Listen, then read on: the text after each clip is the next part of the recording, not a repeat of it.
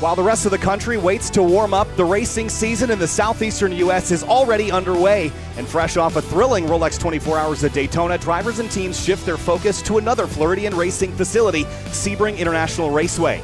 So too will drivers today in the Lizard Brain podcast Sebring 3 Hour across 3 different categories of cars. They say 12 hours of Sebring is harder than 24 at Daytona, but how will the Lizard Brains handle 3 around this shaker rig of a racetrack? Hi everybody, Kyle Heyer joined by Tom O'Gorman again for the second Lizard Brains podcast endurance event, this time at Sebring International Raceway, another fantastic venue for endurance racing. But this time, Tom, 3 classes, GT4, TCR, and the new BMW M2 CS Cup, something we haven't seen before.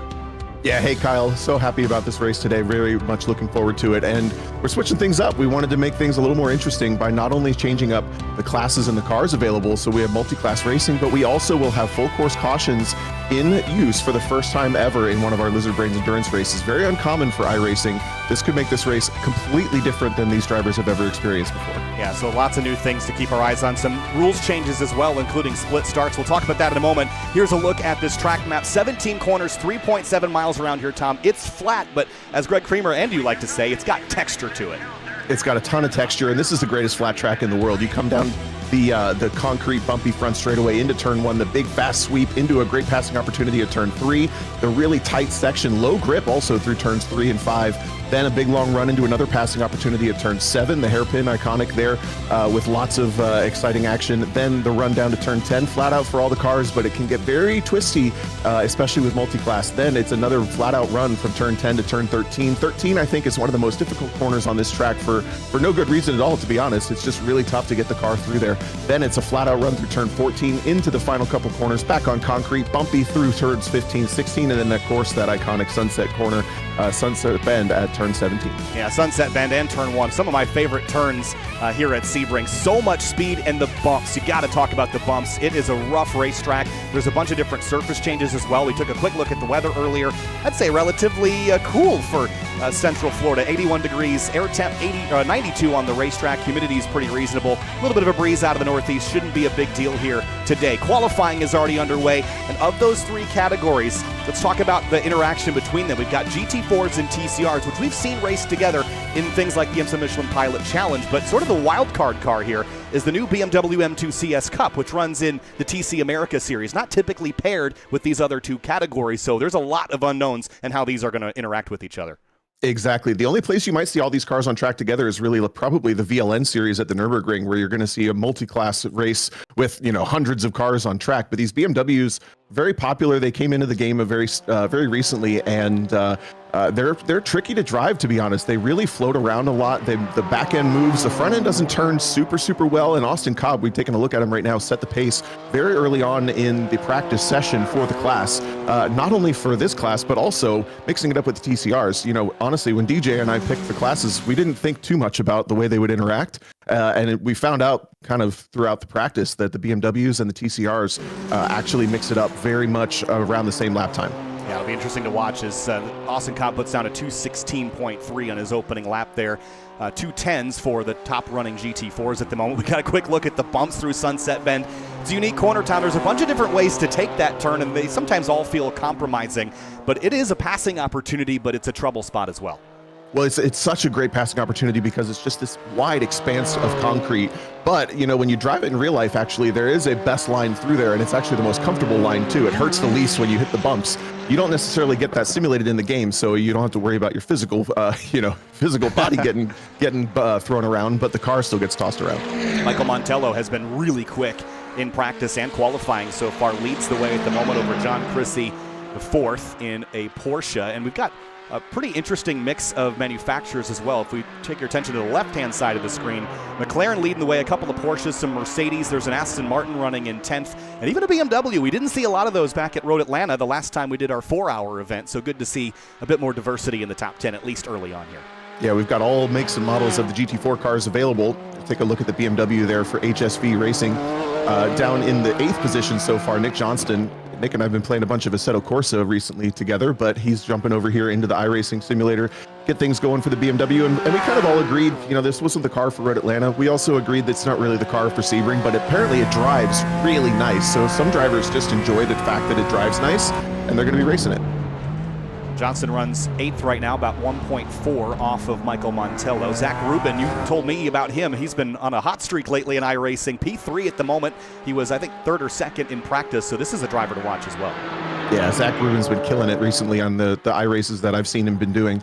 And a driver that we haven't even seen put in a qualifying is actually my co-host, Alessandrini. He's not on the scoreboard yet, so this whole thing is still up in the air. There, we take a look at the Lizard Brains podcast. Cayman switching over from the Mercedes last time through with the Daisy sour cream livery on the sticker on the back. Alessandrini maybe on the back foot a little bit, or maybe just took his time getting out on the track. He's running out of time. He should get, this is a first timed lap that he is taking, so he will complete this lap and get a chance for one more. But you got to keep it on the black stuff there. Let's talk about the TCR category a bit because we haven't mentioned them yet. Diego Del Real in the number 22, currently the quickest. Also running in the Honda TCR. There's a handful of Hyundais as well. Jacob Stiverson is not on the course at the moment. Here's one of those Hyundais I mentioned, Ethan Rolfe, the Vice Motorsports Atlas car. And Vice Motorsports has quite the presence in the front-wheel drive category here today. Yeah, let's call him the Brian Herta of the race. They have most of the TCR field made up.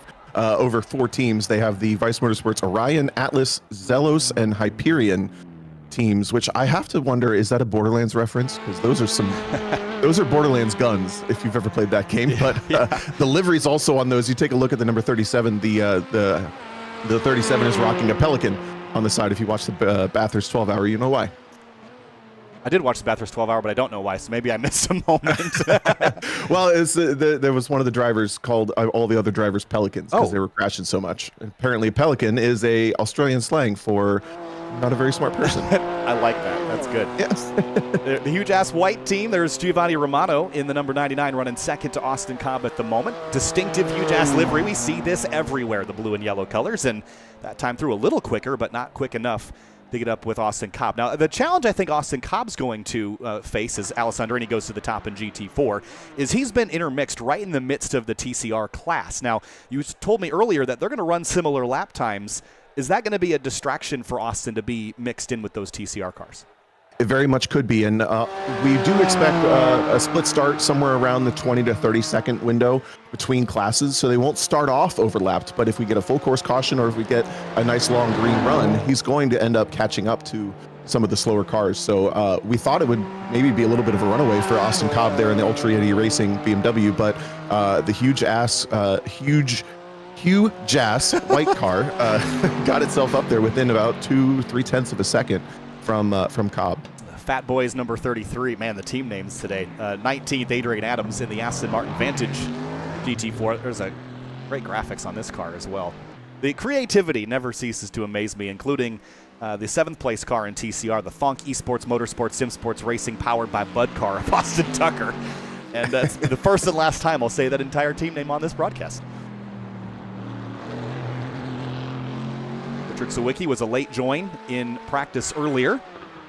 And P23 at the moment with just 10 seconds left in qualifying here. Alessandrini went to the top by just under 2/10 of a second. I'm not sure if he'll have enough cooldown time to complete the second lap, but I don't know that he needs to double up on the, he will not double up on the provisional pole. Qualifying complete, and 40 teams entered for this 3-hour event, Tom. That is impressive take, again, for only the second event for the Lizard Brain Podcast team. Yeah, it's super exciting to be hosting these events. We, again, just kind of thought, you know, it was so fun doing these big sim races back in 2020, 2021. Why don't we recreate that? So having a listener base that's interested in sim racing and keeping their, you know, rust off through the off season is really fun for us. Yeah, so a couple minutes of warm up here before we'll get going for the 3 hours that we have this afternoon. And I think topics of discussion, let's talk the start of this race, Tom. We have live stewards singular here, the potential for full course yellows. So you know that this isn't going to be an all-out sprint from the drop of the green flag necessarily. Does that change your aggression on this race start? I don't think so. I think we're still going to see, ultimately, it is still iRacing. We're going to see people, you know, jockeying for position, and track position is always key, especially in iRacing. But with the potential for full course yellows coming out, I do think that it's going to change the way that the race distance plays out. We're not going to see what we did at the last race, where, you know, the only maybe 5 or 6 cars left on the lead lap at the very end. I would highly anticipate bunching up, getting restarts like that, and also it introduces a different layer for the pit stops. It's not necessarily just drive flat out, fill the car all the way to the top, and take tires. Yeah, and also, are we running with modified fuel tanks here as well today? I think I saw that as well. Correct. Yeah. So we have kind of taken the fuel capacity down to make sure that teams with multiple drivers and across all classes would have a little bit more of a fair shot. So the cars, we're expecting to see somewhere between maybe 48 to 52 minutes on fuel for all the different cars in all the classes as well. Now, luckily, the cars do kind of ghost in the pit lane. So if the pit lane gets busy, it's not quite like real life where everything gets really crazy. But all the cars will have to come in for the pits, at least for fuel and maybe tires, every hour or so. And that'll be interesting to keep our eyes on, especially if those cautions fall. I mean, every time you see a full course yellow in the real world, you're immediately thinking, how is this going to impact my strategy? Does this change the length of the stint? Are we going to use this opportunity to head to pit lane or maybe leapfrog some traffic? It brings in a whole different dynamic when you have the potential for those yellows, but the intention here is to not do them programmatically like we've seen here on SimTV in the past with like the MTech Endurance Series. This is full course yellows when necessary. So you don't know when they're going to happen. It kind of depends on what happens on the racetrack, and that reduces some of the expectation as well. You could go this entire race green. I don't think we will, but that's just another dynamic that is going to keep you on your toes, keep you having to think. This isn't just a hot lapping contest for 3 hours, and it also affects lap traffic as well. You might get an opportunity to kind of reset the field a little instead of having to just constantly deal with a stream of traffic for 2.5 hours. Exactly. Those of us who have been kind of watching motorsports over this past month, you probably watched Daytona and you probably saw those class splits happening. Nothing like that here. It's just the field bunches back up. So that's where the lap traffic could absolutely come into effect, especially if we get some M2s or TCRs up into the mix of the leaders with GT4. The last part about this is also the M2 is a pretty fast car down the straightaways. It's mostly slow in the corners, so it's not super easy for a GT4 to just power past an M2. Yeah, on board here with Tyler Porter and the New York State DOT, I assume is what that team name is supposed to be. But, keep an eye on, he's chasing another M2 up the road. But top speed here, GT4s will probably see mid to high 130s, and just going into 7, he lifted early and was already at 130 miles an hour. So this car is pretty slippery and quick in a straight line. It's got gobs of power. But as far as downforce is related, much less than those TCR cars. So, what are the brakes like too? I know the TCRs can stop on a dime pretty well. They're not awesome. This is a pretty not home built, but production-based race car. It's very mild in the way that it is modified. So the car is not particularly special. It's mostly what an M2 would be if you bought it off the showroom floor from BMW. So it moves around a lot. It doesn't turn super well. It doesn't accommodate you super well. It does have traction control and ABS, of course. So it's working with you a little bit. But from what I've heard from these drivers and what I've experienced myself, the car is on the limit the entire lap here at Sebring. Yeah, this was an interesting thing I just noticed. Matthew Haskins down here at turn 7. Just watch the front tires here as he turns into 7. And you can just tell it is pushing a lot here mid-corner. And this is something that I've heard drivers tell me about, is that it kind of rotates around the rear, but the front pushes a lot too. So you'll be fighting that in the balance of this car over the course of this race. It depends on how much setup adjustment you have, and how the longevity of your setup will work as well. Keep those front tires on it. I am curious, actually. I didn't do a whole lot of research into the tire life going into this race, so I'm curious if the drivers will. The pit stop, it gives you the tires and the fuel at the same time, so it's obvious to take the tires if you're going to get fuel. But I'm curious to see if we maybe see anybody do any strategy with the tires throughout this race with the pit stops. Well, we'll see how things pan out here. Warm-up is complete. That means the drivers' meeting is done. We'll head down to the racetrack here momentarily, bring you the starting lineup here. 40 teams in this second Lizard Brains podcast event. Kyle Heyer again joined by Tom O'Gorman as we wait to go racing here. And we'll see how things pan out. Let's head down to the starting lineup. Kicking things off on the front row, DJ Alessandrini in the number 16 Porsche. Michael Montello is on the outside of the front row in the 268 McLaren. And it's John Chrissy the fourth in another Porsche. Zach Rubin will be alongside him in the number 24. Fifth place is Chris Newman in another Porsche. Thomas Lathrop, the first of Mercedes AMGs, will roll off in sixth place. Seventh place, Dana Basinski in an Aston Martin Vantage GT4. Mike Leader starts eighth in the number 53, with Daniel Burbs in ninth in a Mercedes and Andrew Hero in 10th in a Porsche.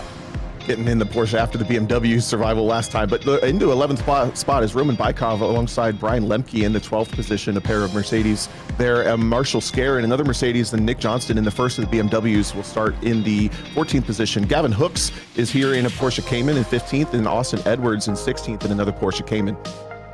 In the 17th position, Eladio Flores is also rocking a Porsche Cayman. Jonathan Crane in another Mercedes is in 18th in the number 8 car. Then the 33 of Adrian Adams in the Aston Martin, and Michael Lemberger in another BMW. Car number 32 starts 20th. And 21st place, run out the GT4 field here last couple of rows. It's Josh Case.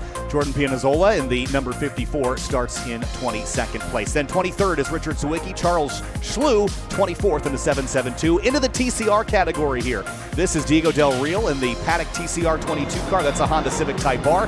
Jacob Stiverson will start alongside him in the 73. Then it's going to be Austin Cobb kicking things off. He'll start at behind the TCRs, but in 27th overall. Then Ethan Rolfe, third of the TCRs. Giovanni Romano also intermixed with those TCR cars. Jay DeVries in the number 37 rolls off in 4th in class. Then it's the number 11, the 31 of Philip Adams starts in 6th place in class. Matthew Haskins, Austin Tucker. And then now we're deep into the BMW M2 CS Cup cars with Joseph Yang, Alex Bueller, who we've got some fun information to share about him. Cameron Senhauser starts in 6th in class. Pax Rolfe 7th in the number 36. Mark Kruger did not get a qualifying lap. He'll be at the tail of the GT4 field. Tyler Porter, and that will round out your 40-team starting grid here, Tom. So this is a deep field. And again, we're organized by class, but we noticed that Austin Cobb and Giovanni Romano, Matthew Haskins are intermixed in TCR traffic, or at least in pace. So they'll start behind the TCRs, but likely will catch them. Interesting, noticing running through the ticker there's only one McLaren in the field, and it's on the front row with Montello's at the wheel. So that Lazy Rocket McLaren is very quick. I'll be curious to see how those cars race over the period of time that we're racing here between the tire wear, the fuel wear, and all that stuff going on in the GT4 cars. Otherwise, it looks like all Hondas except for one Elantra N there in TCR, and of course a spec class with the BMWs starting in the 3rd wave. And no takers of the Audi in this run, and it's a pretty different car. The Audi's got a very different gear stack, and there's definitely horses for courses in the TCR class, but about 20-second separation here for the split starts. And effectively how this is going to work is on the front straightaway, right at the bridge, the one that says Advanced Auto Parts. That's effectively the beginning of your start zone. So when the green flies, when the GT4 cars get there, the green won't be flying yet. They can accelerate when they get to that bridge, and that'll be the case for the other classes as well. Exactly, just like real life with start zones, so that the pole sitters can kind of choose within the zone where to go and get this thing kicked off. So again, you mentioned split start, maybe 10 to 20 seconds between the fields. I don't expect a whole lot of overlap unless we see incidents early on in this race. We'll cross our fingers and knock on wood that things stay nice and clean. Looking at about 10 cars in M2 and TCR, a little over 20 there in GT4. There's a look at your TCR field. They've got a pretty sizable gap up to the GT4s, and that's really the gap that I think will be more important. The reason why you establish a gap is so hopefully that you don't have a field driving deep into a big crash at turn 1, and that's something we mentioned in qualifying. This first corner is so inviting, it's so wide. How many times have I seen big pileups going into this first turn? You got to keep the car pointed the right direction. They did a great job at Mission Raceway Road Atlanta, but this one might even be even more tricky. It's definitely a big task. We mentioned that big expanse of concrete in the last corner. It's there in the first corner too, and it's just so tempting to go 3, 4, 5 wide, and it's really difficult. If you make it 5 wide, you know you're 5 wide, but the other cars don't know that you did that. So it's really difficult to be passed in that first corner. The 25 GT4 cars make their way through Sunset Bend and into the control of DJ Alessandrini and Michael Montello. When they get to the bridge, it is go time. The Lizard Brains podcast, 3 hours at Sebring, is about to get underway. Here we go. Green flag, and we're underway at Sebring. Reorganized start, big pop in the back for the Aston Martin driver, but it's a clean getaway for DJ Alessandrini. The Porsche Cayman's going to lead into turn 1. Big outside move for Montello as we go 3 wide a little further back in the pack. The 29 car sweeping around the outside, keeps it barely on the track, and now you're 3 wide on a much narrower piece of concrete. Yeah, pretty dicey here into turn 3, but pretty clean so far. A little bit of awkward moments down there into turn number 3, and the TCR cars are now getting the green flag here, Tom, and Diego Del Real takes us to the green. gets a big jump in that white Civic over the all the Vice Motorsports cars. 4 teams running strong there in Vice Motorsports TCR, and in the background, it looks like the M2s are getting the green flag as well. Yeah, here they come. Tyler Porter was the pole sitter. He is on the pit lane starting from pit road. Austin Cobb, actually he was the pole sitter, so Porter just starting from the pits as Cobb leads him into turn 1. Much more orderly back here with only 8 cars in class. But where it's not orderly, back at the front in GT4, still side by side for second position. Look at Michael Montello up the inside of the Porsche Cayman. Is going to finally get the position over the 21 car, John Chrissy. And it's looking like this Thomas Lathrop machine is trying to find a way through as well. The Mercedes with a really strong start. Yeah, nice job here for Lathrop, 6th to 4th here in the early moments, throttling down at the exit of Tower Turn. Got a pretty good launch out of there initially. And right tucked up underneath the rear wing of the Porsche. Will he pop out to the right here? Is the aggression going to show face early? He thinks better of it. 3 hours is a long way.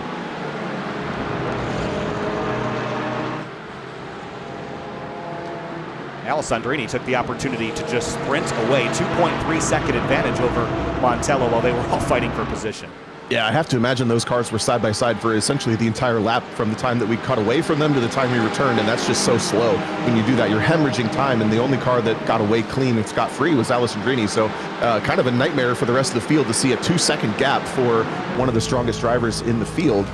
Just kicking this thing off, but they've got plenty of time for it to come back as we get a nice clean first lap in GT4. Yeah, actually, I think everybody had a clean lap. Everybody pointed the right direction. Great start there. Zach Rubin got an excellent launch out of Sunset Bend. He's going to pop to the left here on Lathrop, who did not get a great drive out of turn 17, and they're side by side into 1.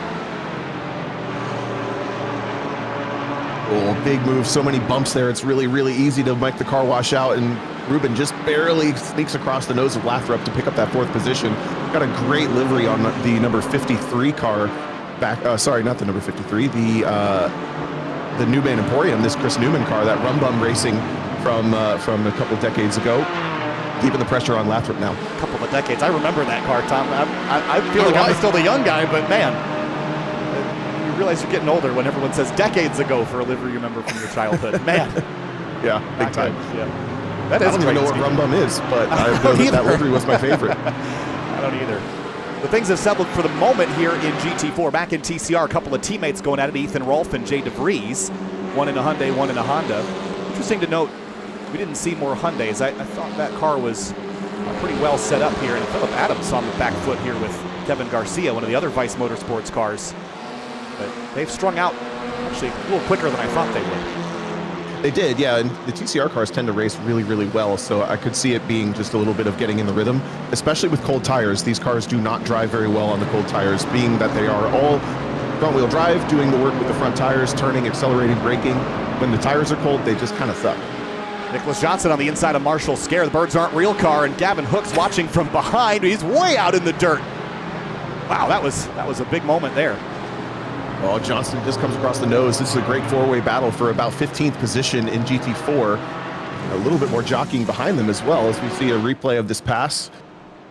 Barely keeps it out of the wall almost all the way out there. Yeah, this racetrack is wide, but you can't make it as wide as you want. There are limits and concrete blocks around this racetrack that'll make things miserable if you go a little too wide. Zach Rubin and side by side with John Chrissy, and pass complete for third. Car's on a move, and now he's going to set his sights on the back of that Lazy Rocket McLaren with Michael Montello at the wheel. While Alessandrini's lead is sort of stabilized about 2.6 seconds. And then here's a bit more of a scrap. Fat Boy Skid Mark Endurance Racing Kruger tune. It's the car a little bit further behind. Richard Sawicki's actually the pointy end of this in the Porsche.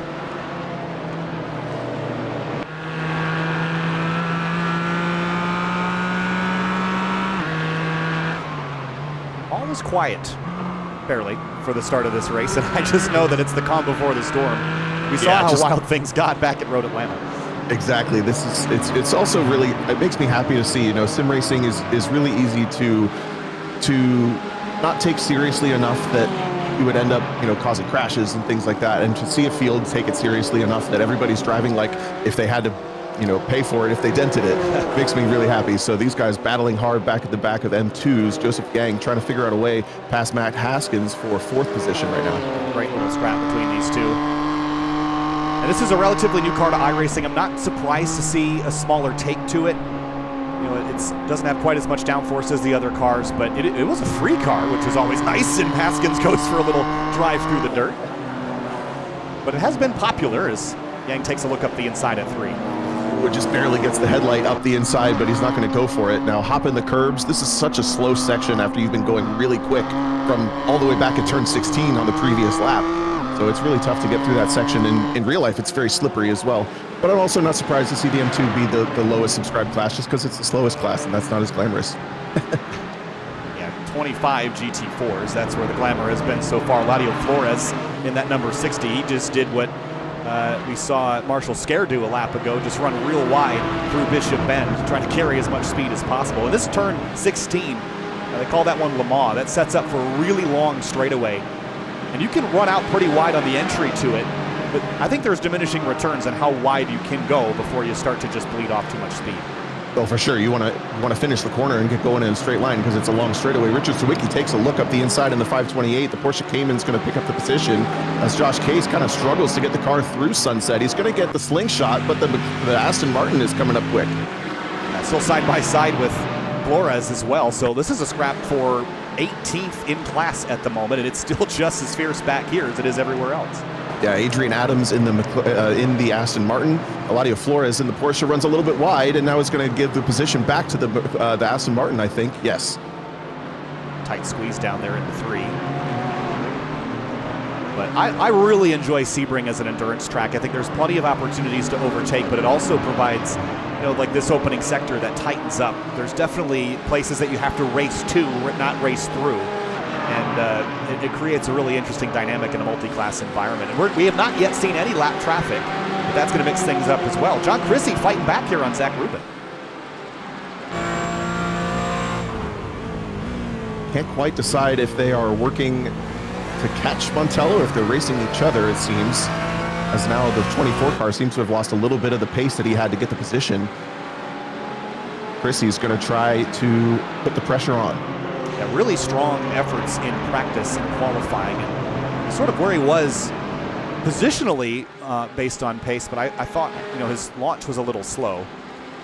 So I think he'll run well this race, but maybe just needed a couple of laps to get comfortable, and the track conditions change as well. That's something else we'll have to keep our eye on, is marble buildup in this race with so many cars on track. And we saw at Road Atlanta how effective those marbles are at reducing grip now. So it's another thing, got to stay on the line, especially as the time burns down on the ticker. Yeah, it's a great point. The on-track debris kind of received an update more recently here in iRacing, and it actually is pretty exaggerated to the point that when at the end of the 4-hour race at Road Atlanta that we did, you really couldn't go offline. We saw it visually on the broadcast. You could see the car go offline and just it wouldn't turn.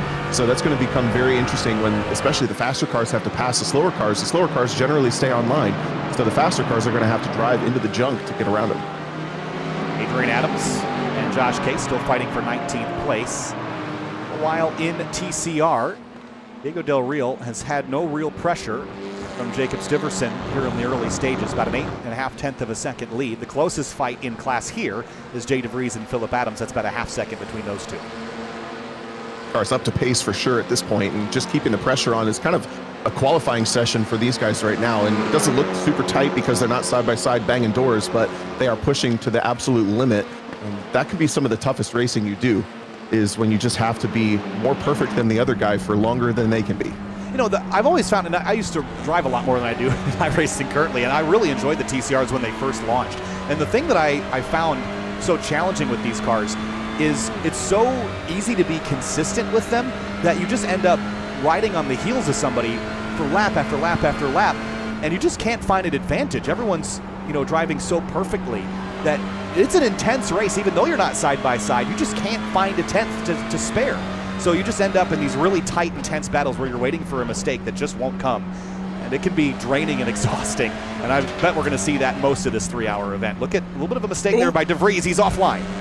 Yeah, it's just turned in way too late for turn 5, and I thought the 31 of Phil Adams in the white car was going to be able to get a little bit of a nose inside, but DeVries keeps the grip going and is able to run the outside line there, even though he didn't need to. And the other challenge here, we talked about this a lot at Road Atlanta, big lunge into turn 7 was when you're running the same car as your competitor, you don't have any other advantage other than your setup and your skill. So it's not like you've got extra power or torque to work with. Exactly. You take a look at the back of the 37 car. It says, obviously I mentioned the Pelican. It says, it's a swoop, not a dive bomb. He almost got swooped there in turn 7. Oh, that's great. There it is. Oh, he's almost going to get booped there. It's another swoop on the back of turn 10. Now a flat out run. It looks like the 31 is more confident on corner entry, but is suffering on corner exits just a little bit for it. The 37 pulls away out the apex every single time, but really confident is Phil Adams on the brakes. Got a nice launch shot of there. He's going to take a poke to the inside. Side by side through Bishop with a couple of Honda TCRs. Why not? Over the curb there. Big bounce and a skip. This will be a braking duel here. Oh, and it's a right-hander, a left-hander, and a right-hander. Who's going to come out ahead? Phil Adams gets the entry right, but he's going to lose a little bit of time trying to tuck it in for the quick left-hand flick. Now turn 16. DeVries gets the really nice run at the inside. Does Adams able to take the outside? No, he drops the tire just a little bit, loses his run. And it's brought Garcia into this mix as well in the other Vice car. So it's a 3-horse race for 4th place right now in the TCR class. This is getting good. Here comes Adams to the inside at Sunset Bend. So many options with where to go. Where do you do? Oh, the teammates are now attacking each other. The 37 comes under attack from the 11. That's the Vice Hyperion car with Kevin Garcia at the wheel. Not quite able to complete the pass, but we do have a new 4th place runner in the Team Fat Boys, Phil Adams car. It's nicely done. Tucked up underneath. And they're about 5 seconds back from Ethan Rolfe, who is 3rd in class. But this battle's not over. The teammates are going at it here. I mean, I think team and livery only right now because they are absolutely scrapping. But look at the run DeVries got out of turn 1. This is the kind of TCR racing I know. It's just this constant back and forth and just waiting for mistakes and having to pounce on it. All the while, in the M2 CS category, it's Austin Cobb and Giovanni Romano. Romano has been matching Cobb's pace about 1.5 seconds apart. Yeah, these two are in that position where once we start to get some lapped cars coming through, the GT4 leaders especially could really shake up this M2 race. But you mentioned Romano is really keeping Austin Cobb honest. The other thing is these cars are starting to catch the back of the TCR field. So this could get really interesting here in the next 2 laps for the BMW and TCR races. Yeah, full second quicker last time by Austin Cobb over the Fonk Esports, Motorsports, Sim Sports Racing powered by Bud Car up in 7th place in TCR. Oh, curse you. Up at the front, almost the front, 2nd place, Michael Montello has got some pressure formulating in the form of 2 Porsches, Ruben and Chrissy the 4th. And Alessandrini continues to just eke away, 3.8 second advantage now. Yeah, in my limited experience with these cars, the McLaren tends to lose the front tires before the Porsche does, so this could get interesting for Montello towards the end of the stint. Again, the pit stops for the fuel limit, we anticipate the pit stops will start somewhere around the 48 to 50 minute mark, so we still have a ways to go, but now it looks like Ruben's got a run on the McLaren. He's going to look to the outside, going out of the hairpin. Braking duel here. Who's got the better binders? Montello's on the preferred line down here, and will tuck under by Ruben. Tried to throttle up earlier. It leaves him vulnerable, though, to John Chrissy. Well, Chrissy's just looking for any opportunity. They are actually side by side. It had overlap for just a moment, but Ruben was able to take the shorter distance through turns 7 and 8. Now down towards turn 10 on the brakes. They've lost a little bit of distance up to Montello, actually. Yeah, it's amazing how quickly it ebbs and flows when you go from attacker to attackee. They'll have to sort of reset this battle for the time being.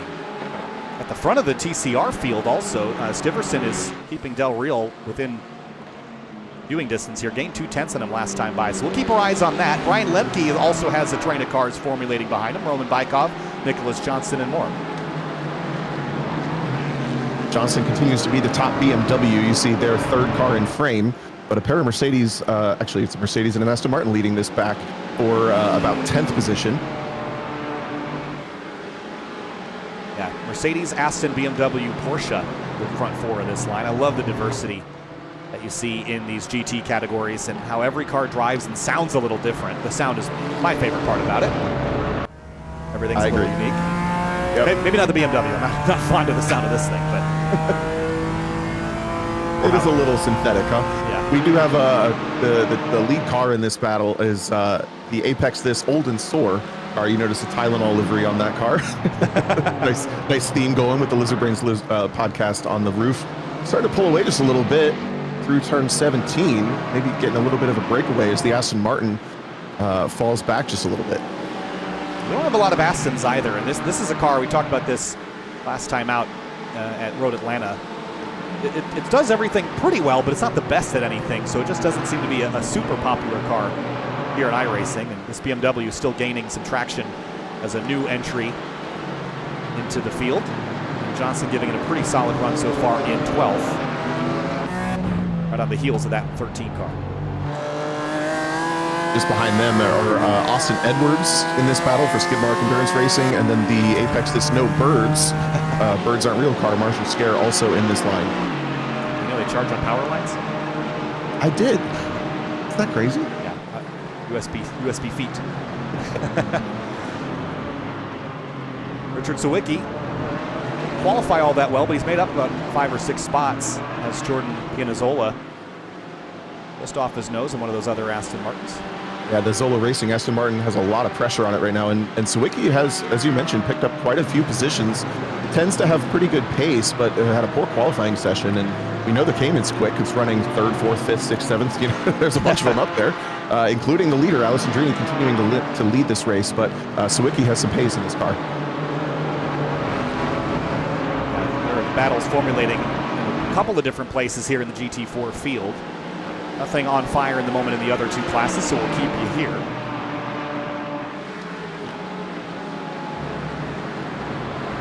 Sawicki just is closing in on this Aston, and the Porsche's a small car too. You can fit this thing in your pocket. It just will stick any hole you can find. You can jam that Porsche. And look at that setup here on the 54. Big wide entry to 16, but it's hard to compete with that V8. Yeah, that was a huge entry, and we know that the Porsche tends to be the momentum car, but it does have good top end. It takes a while to get there. Sawicki's going to use the draft for every moment he can to maybe get a look down into turn 17. No, not quite. It's just weaving in the mirrors. Yeah, just trying to be a distraction of any kind, throw Mazzola offline. Didn't really work, but throttles up pretty early, and we'll have another look. But again, that V8, just the torque it has out of the corner. You mentioned his top end, though. As soon as he gets in the slipstream, it is able to keep pace with that big, heavy beating heart. Yeah, he lifts just a little bit going into the braking zone. Smart move. Everybody making really great choices in this race so far. Sawicki tags the inside wall. I heard the clunk there just for a moment in turn 1. Probably no damage, but a little bit of a scare. Yeah, that's more common to happen at turn 1 than turn 17, even though the corners you sort of take in a similar attack. It's just really easy because you're just trying to arc it as much as you can and throttle up as soon as you can, and sometimes you just bang that mirror on the fence. But when you hit it hard enough to change direction, then you're really in trouble because you're going triple digits down there almost in a GT4 car. So if you get a sudden direction change, you're off in the kitty litter pretty fast. Yeah, and that wall comes up really, really quick. We talked about how it's a big, expansive concrete. There's a lot of space, but it doesn't work when you bounce off the inside wall the same way. You end up in the outside really, really, really early. Now Matt Haskins is on the back, looking back in this battle for 4th in M2. Yeah, they've gone back and forth a couple of times now, but Haskins trying to retake 4th place from Joseph Yang. Sort of a lonely battle, about 8 seconds behind the next closest car. But I think they're having their own fun.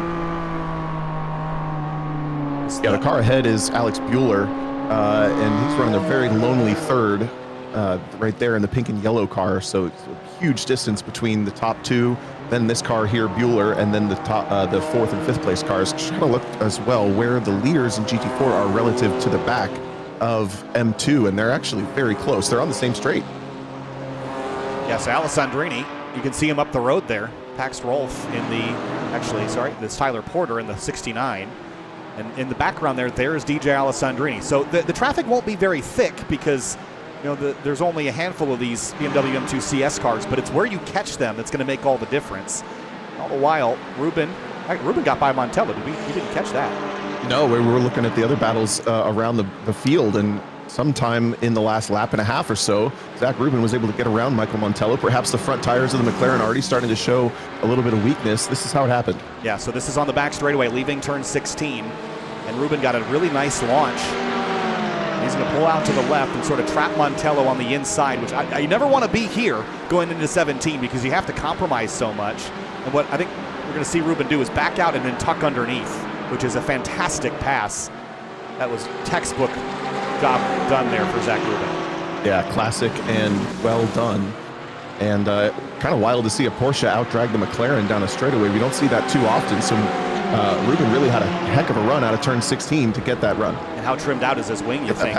This is another racetrack where I don't think you have to lean on downforce a ton, so you can probably trim yourself out a little bit, especially in a car like the Porsche that already is at a disadvantage to something like the McLaren. That is a good point, though, with the setup choices for this track. It's really difficult because there's so much variety in the corners of this track. There are a handful of these kind of mid-speed corners that we're looking at right now with kind of turns 10, 13, etc. But you do still have the super high-speed turn 1 and 17. You have a really, really low-speed corner in the hairpin at turn 7. You have to make compromises a little bit, so there might be some cars that are trimmed out a little bit more and end up being slower in sections like this. Yeah, so this is going to be an interesting tidbit here because we're going to catch these M2s in turn 17. They're not likely going to get out-dragged by the GT4s on this backstretch, but maybe in the corners. This is where things are going to get spicy for the next 2 hours and 38 minutes, is how these classes interact with each other.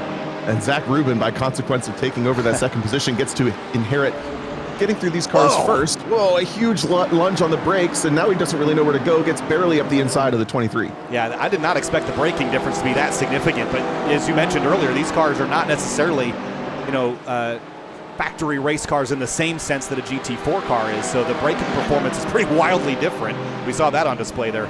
About 3 or 4 car lengths gained in one braking zone. Oh, Montello with a really late move had to actually kind of protect a little bit on the 21 car. Chrissy was looking up the inside, maybe just for sight lines, trying to find a way past that BMW. Now Lathrop finds himself sandwiched between the two of them coming into turn 3. Really late move. The BMW sees him. Yeah, that was heads-up driving there by the 69 of Tyler Porter. But that just goes to show how wildly different the braking performance is. He came from a long ways back and still made it and made the corner. Yeah, I agree with you. I didn't expect the BMW braking performance to be so different from the TCR or from the GT4s, but it clearly is. Now a little bit of a separation from second place Zach Ruben to third place Michael Montello and fourth place Jack Chrissy, battling hard right now as we ride along board with Chrissy. Yeah, that was a fun battle. It's always that game of chicken to see who's going to hit the binders first. You try to fake somebody out, make them outbrake themselves, but Montello didn't go for the bait. All the while, things have quieted down in TCR. They're running quietly first and second, Diego Del Real and Jacob Stiverson. This is an opportunity, though, for the Vice Motorsports car when you're thinking about strategy. We're 24 minutes into this race or so, about halfway through the fuel run. What can you do to get ahead of Diego Del Real without just outpacing him, right? You've got a couple of pit stops on the horizon. Is there something else you can do to try to get a leg up? Well, there's definitely plenty of time, but I think the main thing with TCR cars being front-wheel drive is just taking care of the front tires. If one of these two drivers is over-driving the car just a little bit to maintain this pace, you will absolutely pay for that in 30, 40 minutes time on the outside of tires. Jordan Pinazola had disappeared briefly, and I wasn't sure if that was for an internet discontinuity problem or if he had gone off the racetrack. I think it was actually the former. I believe so. I've seen that Aston Martin flicker a couple times, but he makes a big mistake as we cut to him. Yeah. Maybe he did have an issue. He did. Well, as you see there's that internet discontinuity I was mentioning. So went off track and then it happened. So sort of a double whammy there. So that's going to promote Richard Sawicki and a couple others up a couple positions.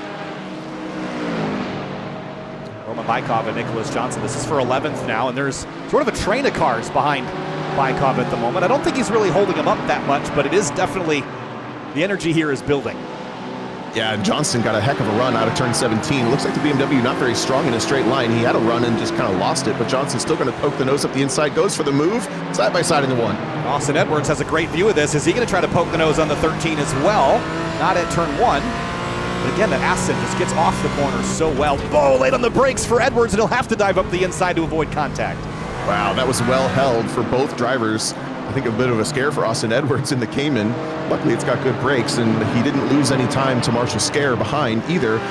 In addition, we also have the Stratus Motorsports. Gavin Hook has joined this battle with the Porsche at the back in the purple car. Watch that big slide there mid-corner for the Aston. He went for a pretty big moment. Kept it on the road. Tight back here. Really tight. Now we're coming into M2s. You see one of those cars pulling off to the left just ahead of these drivers, letting everybody through the easy way. But I think that M2 might just split this battle. No, they all get through. Next car on the list is Tyler Porter, that yellow and black car. This is a tough spot to catch a car like this because there's really nowhere to go. I think Johnson's going to be able to go to drivers right before Tower turn, but I'm not sure Bykov's going to get there. Oh, he will. Maybe Porter's making this a little easier on them. One who's not making it easy is Marshall Scare, looking all over the back of that Porsche while they're passing lapped cars, and now because of it, he's going to lose a little bit of time side by side, banging doors with the Porsche. Oh, they're going to split him. 3 wide, and Scare is going to get squeezed. More contact. And they're going to crash. Scare goes for a spin. Oh, keep it together, keep it together. 360 and lands it. Beautifully held. That was as good as that possibly could have gone. We could have had a really big disaster there. Could have potentially been our first full course yellow. And Andrew Hero now is going to bring himself up on the back end of that Mercedes. It just went for a wild ride. Yeah, before, I don't want to cut away from this, but there also was issues for John Chrissy a moment ago. So let's go back and have a look at that. He was kind of off course, and I didn't see, he was spun around as well. Contact from Joseph Yang here. Oh, man. So this is for the top 3 in the race in GT4, and it's just contact on the back of Montello. Got in a little bit hot, went around himself. Luckily, Montello looks like to have gotten away scot-free. Yeah, apologies there for Yang. He wasn't involved at all, just had to hit the brakes to miss it. Mike Leader creeping through. There's Dana Basinski. We haven't really talked about Dana yet. He was a competitor last time out at Road Atlanta, had a teammate, and things just didn't really go that well, despite Dana making up a bunch of spots in the early run. He's had a pretty solid, consistent day so far. Running, I think, on his own for this one. Yeah, teamed with Pirapucci last time, and they were quick, but they did have a lot of incidents and a lot of just wrong place, wrong time kind of things happening. So the 39 Aston Martin is holding down the 6th position ahead of Mike Leader, and John Chrissy now tucks in behind them. Through all of that madness, it actually has promoted Thomas Lathrop up to 3rd. No, 4th. Sorry, Montello's 3rd. Yeah, this is still pretty wild back here, and Scare up the inside of Adrian Adams. Crossover from the 33, nicely done, but this is a little bit of a hornet's nest right now. I had the thought a little bit ago that we are just one match away from one of these battles becoming really, really intense in one of the classes, and it looks like GT4 is going to be the first taker. Side by side down towards turn 10, and I'll correct, it was Lathrop. Thomas Lathrop is in 4th. Yeah, this is a little bit of contact back there. Andrew Hero and a lot of you. That was, that's Piazzolla. No, that's Flores, sorry, in the Paddock GT4 car. A little bit of side-by-side contact leaving Cunningham there. And now they've seemingly filtered out, but I imagine we'll be back here before too long. Flores in the white Cayman picking up a position from the black and blue of Andrew Hero. Now he's going to set his sights on the orange Cayman. All 3 running nose stern. That's Richard Sawicki. Early into turn 15 there. Now, correct me if I'm wrong. You see the mirror. Sawicki sets up turn 16 so extreme. Somehow he lost the mirror, but it's still hanging on. I've never seen that in iRacing, actually. Yeah, it's rare. Once they redid the damage model, it started to get rare to have parts hang but not completely fall off. But yeah, that's annoying. But correct me if I'm wrong, Hero was in the BMW last time out at Road Atlanta, so he switched chassis for this one. Yeah, Hero was our top BMW, as far as pace at least, in the race. I forget exactly where they landed, but switching to the Porsche this time, maybe just like, I don't want to be in the slow car anymore. I'm going to pick one of the fast ones. He's still scrapping out big time there in the mid pack. There's Lathrop and Newman, 4th place. That rum bum car you were talking about, up to 5th. And well, he started 5th. He's just gone up and down the order just a little ways. And assuming this is the same Chris that I know, this is a driver that we see occasionally in Grid Life Time Attack, but someone that we haven't seen very often recently. So it's great to see Chris here joining us in the Lizard Brains podcast and running really, really quick in that Porsche Cayman, holding down the 5th position as we come up on 30 minutes in the race, 2.5 hours to go. First 30 minutes, things have been pretty calm. We've only seen a couple of spins, no major contact yet. Let's go back and we'll have an opportunity now to look at the Marshall Scare accident here, and it starts with this side-by-side contact. They split this BMW 3 wide, and then you just run out of room. Yeah, and I think the BMW is just panicking at that point. That is, remind me, the driver of that BMW is Porter. Tyler Porter just kind of seeing this happen behind him without having any control over it. All of a sudden, he knows he's 3 wide. He gets contact from both sides. Everybody keeps it mostly together. That was just unbelievably well saved for how poorly that could have gone. I'll tell you that the 19, watch his right rear corner here. He very narrowly got turned head on into the wall at 120 miles an hour. He got very, very lucky with that. Some damage on the nose of Marshall Scare's car. I'm not sure how much that will impact his pace. Last time by, he ran a 2:14.2. Now, was that with that spin, or is that a lap after? Because a 2:14 is pretty far off pace from where we would expect. That's hard to say. There is quite a bit of damage on the right rear of that car. We do have one fast repair turned on, so when that car goes through the pit lane, it will be able to repair the damage for free. Now that we look at the top, the front end of that car is also pretty mangled. Yeah. Now running pretty solitary. And that Porsche that was involved with Gavin Hooks, or the Stratus Motorsports 401 car, that was a big bullet dodged for the Porsche. Yeah, like I said, if he'd been a foot further rearward, he would have been in big trouble. And I think there's Kevin Garcia on pit lane. Is this sort of when we expected to see TCR cars on pit road, or is there something else going on? No, this is pretty early, I think, but these drivers are going to know more about their strategy than I do, so we'll kind of see how this plays out. Potentially damage or some other thing prompted this car to come to pit lane, but we don't really know. It looks like just a pretty standard pit stop. Yeah, 29 seconds in the box and under a minute from line to line, so back on the road.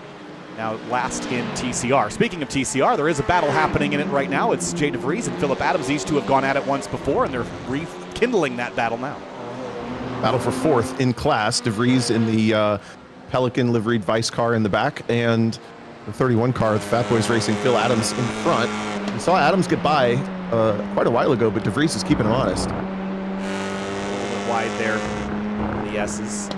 This is a tough corner to set up here in TCR. Both a little bit wide out past the curbing and into the dirt. So easy to do, especially towards the end of these stints. The front tires are going to be gripping just a little bit more poorly for both of these drivers holding down fourth and fifth in class. Now the question is, do we see more of these TCRs coming to the pit lane in the next lap or two or not? Keep an eye on the sky and the weather, because we're a couple of degrees cooler than we were earlier, and just heading down the backstretch, I noticed the sun pretty low in the sky. So as this race goes on, the track cools off, the grip level is going to come up. Dana Basinski is side by side here with some lap traffic, and then behind, Mike Leader and John Chrissy are battling for seventh. Yeah, I noticed Chrissy had taken quite a while to get back into the rhythm of things. Now just finally picks up a position from Leader. Remember that number 21 car was in the battle for second place before contact, self-imposed contact, actually caused him to spin as they work their way into the back of the BMW M2 field. But Chrissy starts his charge forward now. That time by was a 2:11.5, so still slower than everyone else ahead. So he's really just got to get back up on the horse and get back to pace. Nicholas Johnson leading a battle with Lemke and Bykov. He was trailing these two cars a couple of laps ago, but things have reshuffled back here. Yeah, and Austin Edwards was in this line of cars as well in the Porsche, but he's dropped quite a ways back. There you see that car entering the frame. So this three-way battle was up to 5 cars at one point. Looks like Johnston finally gets by on Lemke and will take the front of this thing, this train. Thomas Lathrop trades spots with Newman, and it almost looked like he was offline, like he was intending to give him that spot. Like he braked early potentially and let him have the outside line. And I wonder if maybe he felt pressure from Newman and thought, I'm not going anywhere, let's try this locomotive out in front of the train. Yeah, it's very possible. It's just feeling that pressure from Newman for 30 minutes or so. Just thinking maybe we'll switch this thing up. The question is then will Newman run away? It looks like he's already pulled 4 or 5 car lengths. Yeah, so tell me as a driver, I mean, how often would you consider conceding a spot just to follow and learn? Because there's also the risk that they just drive away from you and you can't learn anything from them. There is, and I tend to believe that, the positions, especially this early in a race like this, they're not that important, the track position you're in. So letting something like that happen isn't the biggest thing in the world in a race like this. In a shorter race, of course, you would certainly want the track position, or certain tracks even reward having track position. But I think for now, it's not a huge risk. And I tend to try not to overdrive the car and push too hard rather than, just let the pass happen. Chasing down a TCR car. Is this our leader? Diego Del Real. I don't believe it is. It is not. Chrissy and Dana Basinski trading spots back there. They were both out pretty wide on the entrance to Sunset Bend. Wow, Chrissy's making big time in this lap. He's picked up 2 positions. Just a nice, easy textbook pass down the inside. Dana Basinski maybe trying to open up the corner for a run on the exit, but it just didn't pan out that way. No. try to keep touch with John Chrissy, knowing how much further up the road he was. But John really wasting no time and rebuilding his pace. That time by was a 2:10.5, which was much quicker than all but one driver ahead of him, except for DJ, all but two drivers ahead of him. Gavin Hook's on pit lane, first of the GT4s I've seen break to come down for service. And this is borderline where we would expect them. So this is probably a pretty planned stop. This car was involved in a little bit of contact, so potentially a faster pair going in, but also fuel and tires. Reset. And a driver change. Joseph Rodriguez climbs behind the wheel. There we go. And Newman has got his mirrors full of Lathrop. And he's going to poke out to the left, so maybe not as much cooperation as I thought was happening here, because here comes the 74 Rising Edge car to the outside.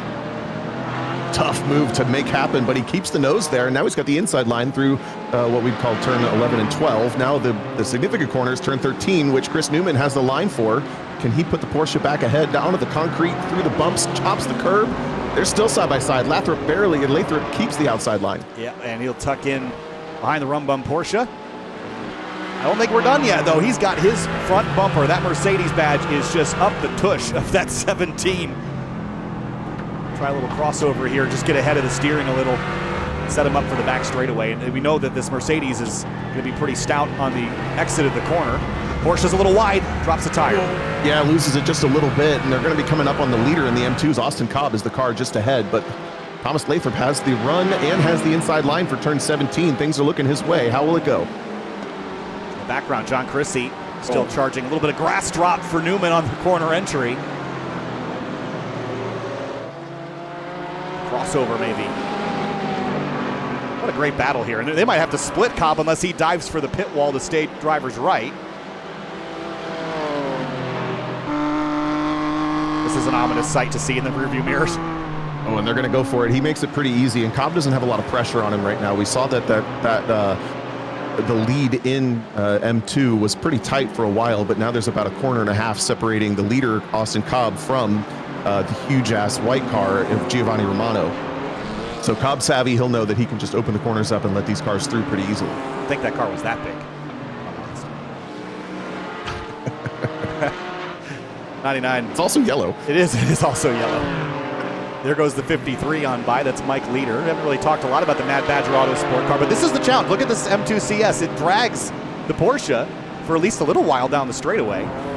So it just makes these interclass battles that much more challenging. And Daniel Burbs, another driver we haven't really talked a ton about, just quietly running up inside the top 10. That Paddock GT4 car running the adaptation of the real-world race service Mercedes GT3 car that they have, flashes the lights and heads up the inside of the second place M2. Pass complete.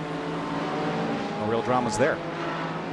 We've just had some spectacular racing this entire race. I'm really impressed with the quality of the field that we have right now, as Nick Johnson still has a ton of pressure from that old and sore apex this car, Brian Lemke at the wheel. Yeah, it really has been impressive. Like I said, we've only seen two instances of semi-major car-to-car contact. Both just resulted in spins and a little bit of bent bodywork.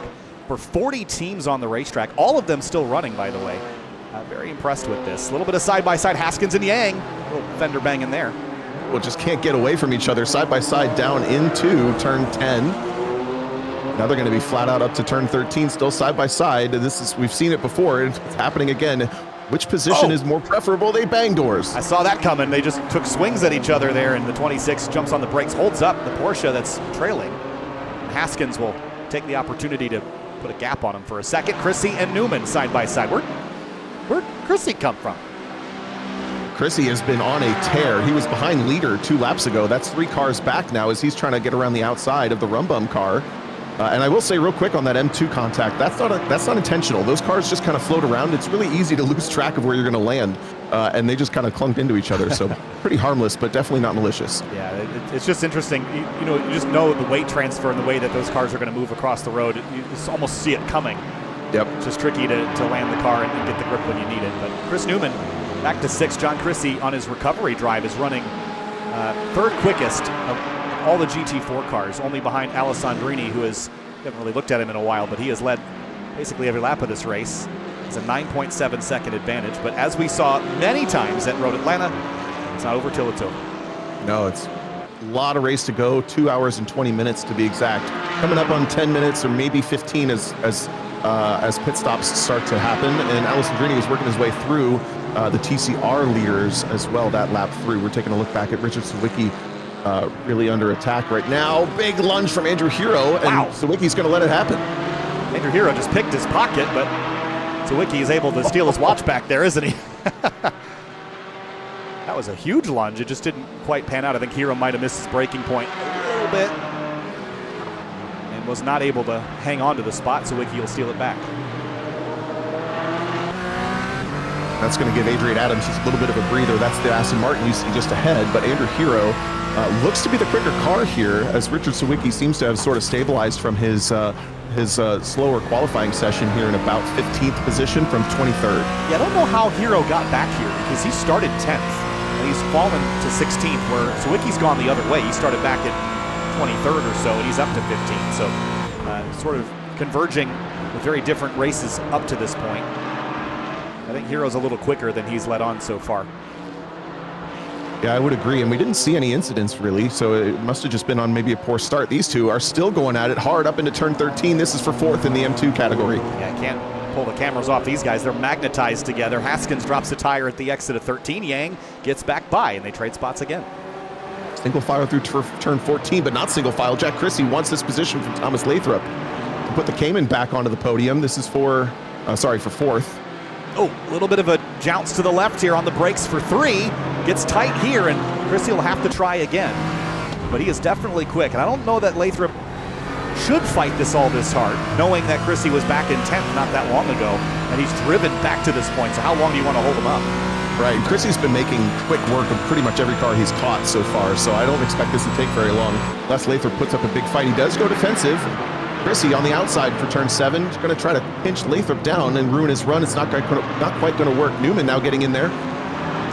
And Chrissy's got to take the long way. Yeah, he's going to get pinned on driver's left, though. I don't think you want for Cunningham, so he'll tuck back in behind. Newman watching all of this. Chrissy is going to go to the left and hope to maybe pin Lathrop down at the apex. He'll do just that. What a great really fight. Tough move to make work, but he makes it happen.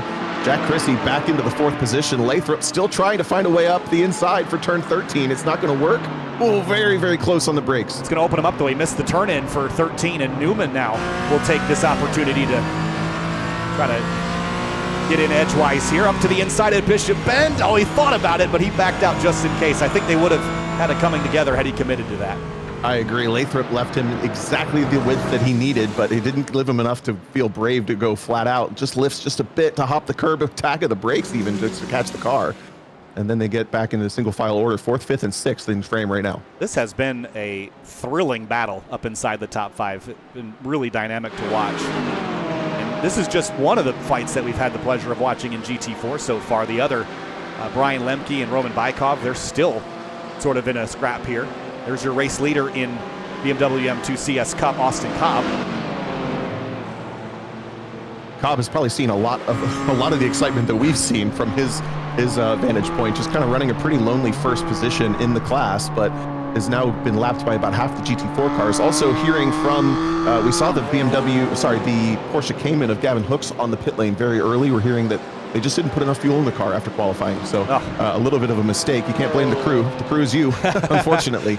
And that Porsche got a little bit of a disadvantage from that. The crew's fired, unfortunately. So yeah. Yeah, that'll happen. I mean, I've done that a number of times where you forget to pull out your qualifying fuel, and they had a lot of fuel in it. It wasn't like they just had qualifying fuel and they just didn't get it all the way full. So if you had qualifying fuel, you'd be out in 3 or 4 laps.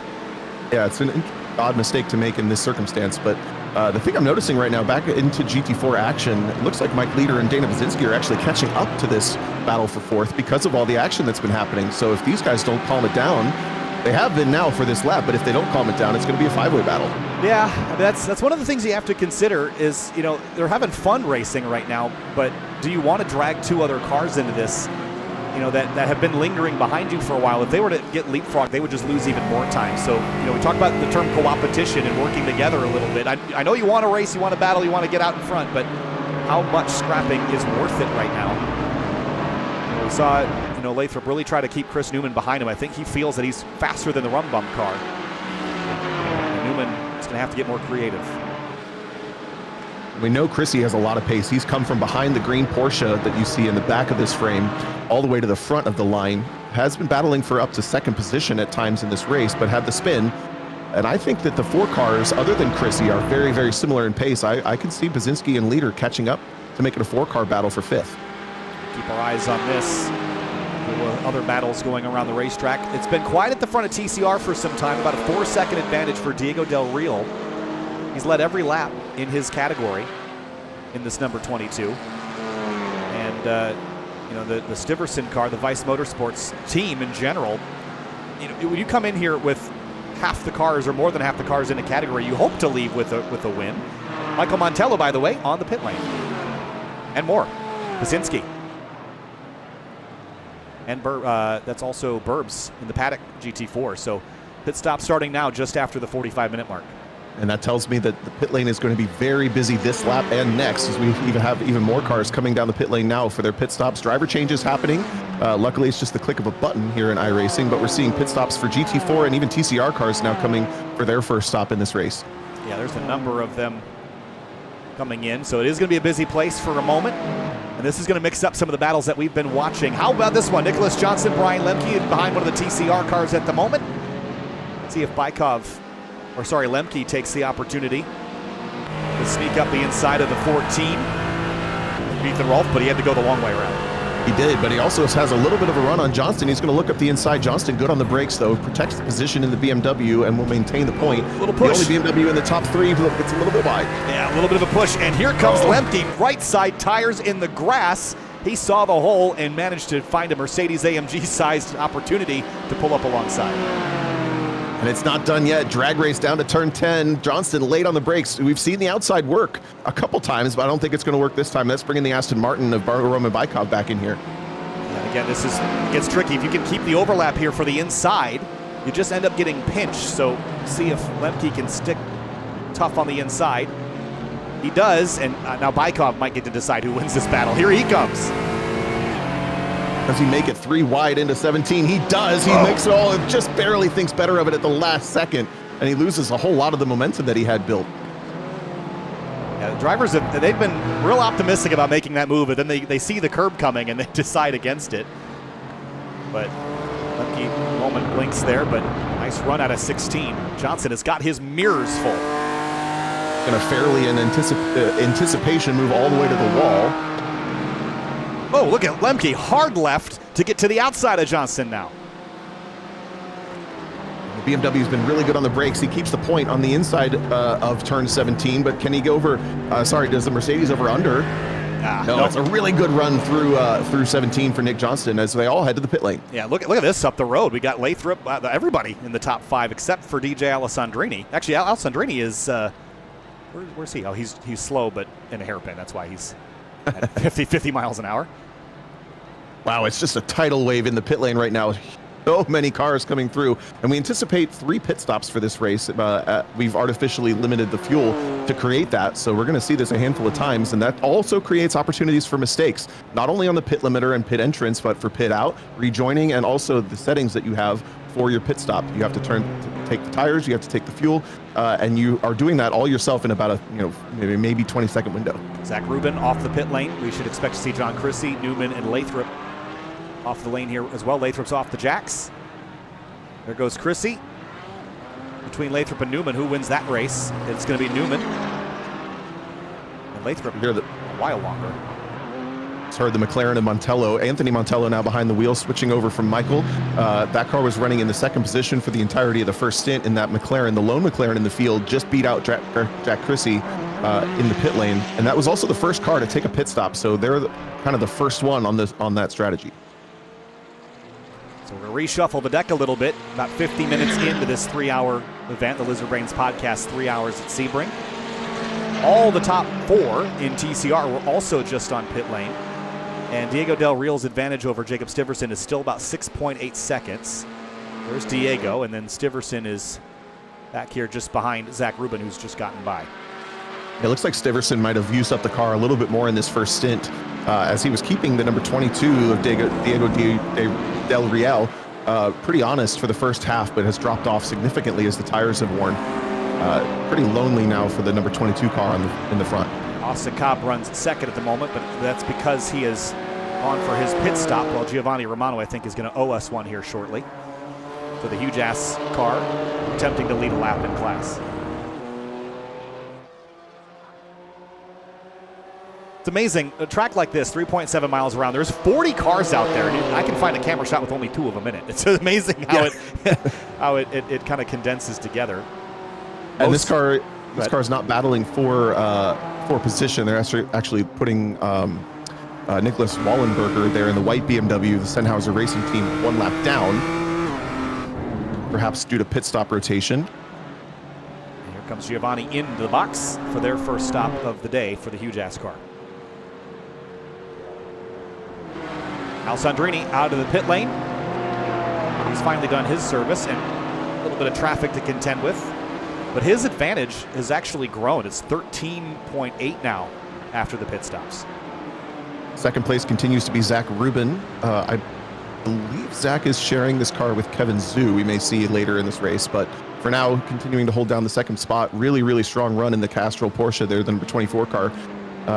Things at the front of GT4 very much spread out now as Montello is another couple of corners behind. Yeah, Lathrop has got Daniel Burbs chasing him down. The other thing we should note, we talked about how we started this race in the daytime. We are moving into dusk, and the conditions have changed quite a bit. We're down about 10 degrees Fahrenheit on the racetrack. Wind has died down a little as well, and it's going to get dark. And when I say it gets dark here at Sebring, it does get dark. You've got headlights, obviously, and you're going to have some reflectors trackside, but it just changes, your sight lines and the visuals a lot. So, back in the days of static time here in iRacing, you could use a shadow as a braking point because it would never move. But now you've got to sort of reshuffle your expectations and race into the dark here at Sebring. And the drivers are going to love that because as the temperatures come down, the cars are going to go faster and faster and faster. And it just makes you feel like a hero. You're in the car, you're going quicker and quicker, and you're not really doing anything better, but it's just so encouraging to see the green. That's kind of what the lizard brain is about. And as these drivers are going to get more and more confident, I think the race is going to get even hotter. Yeah, Greg Kramer was telling me, we were at Sebring here at the Full Send Sims Esports League last week, or actually this week. He was telling me a story of a driver that ran the track record lap time here at Sebring in the midst of the night. He didn't even know he ran it because you can't see all your, all the fences and light poles and things just because they're covered by darkness. So you don't even really realize how fast you're going when that turns off. I mean, how much experience driving at night have you had? I know you participated in the 25 hours of Thunderhill and things like that, but it's just got to be a different experience. It is. I tend to get the late night stints, the kind of graveyard shifts. So I've done 1 to 4 in the morning a couple of times, and the coolest part about racing in the dark is all the visual noise goes away. If you look right now as we ride along board with Jordan Pianazzola, just notice how there's the walls going by you, there's the trees going by you, there's the stuff on the side of the track, and there's all this stuff that tells you how fast you're going. In the dark, all that goes away, so you're literally in a vacuum of how fast you're going, and you just drive the car to your reference points. It becomes so easy because there's so much less going on visually. Look at this race. Piero Pucci taking over from Dana Wasinski. Nicholas Johnson goes by. Johnson will complete that pass. That's for 9th in GT4. Thought Dana was on his zone, but Piero is on teammate 6. Johnson trying to get some temperature in the tires, it looks like, weaving left and right. That's something that you'll see as the track temperature cools down and the air temp cools down. Just getting temperature in the tires fast requires a little bit more effort. John Chrissy up looking for a podium spot here on Anthony Montello. This has been a long way coming. Remember his spin back on lap, that was lap 13. We're on lap 25 now, so 12 laps ago, a third of the race ago, he had his spin.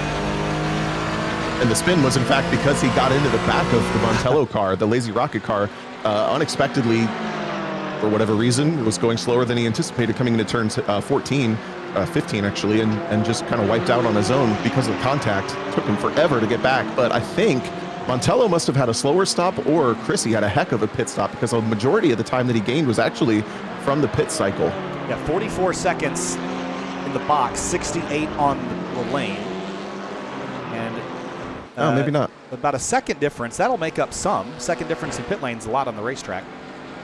But I think also Anthony Montello's last lap was a full second slower, so there's 2 seconds there. There's also something to be said for switching drivers and not switching drivers. You know, you have a kind of a warm butt in the seat. They already know what's going on. They've already got the track conditions down. They've already got the car set up down.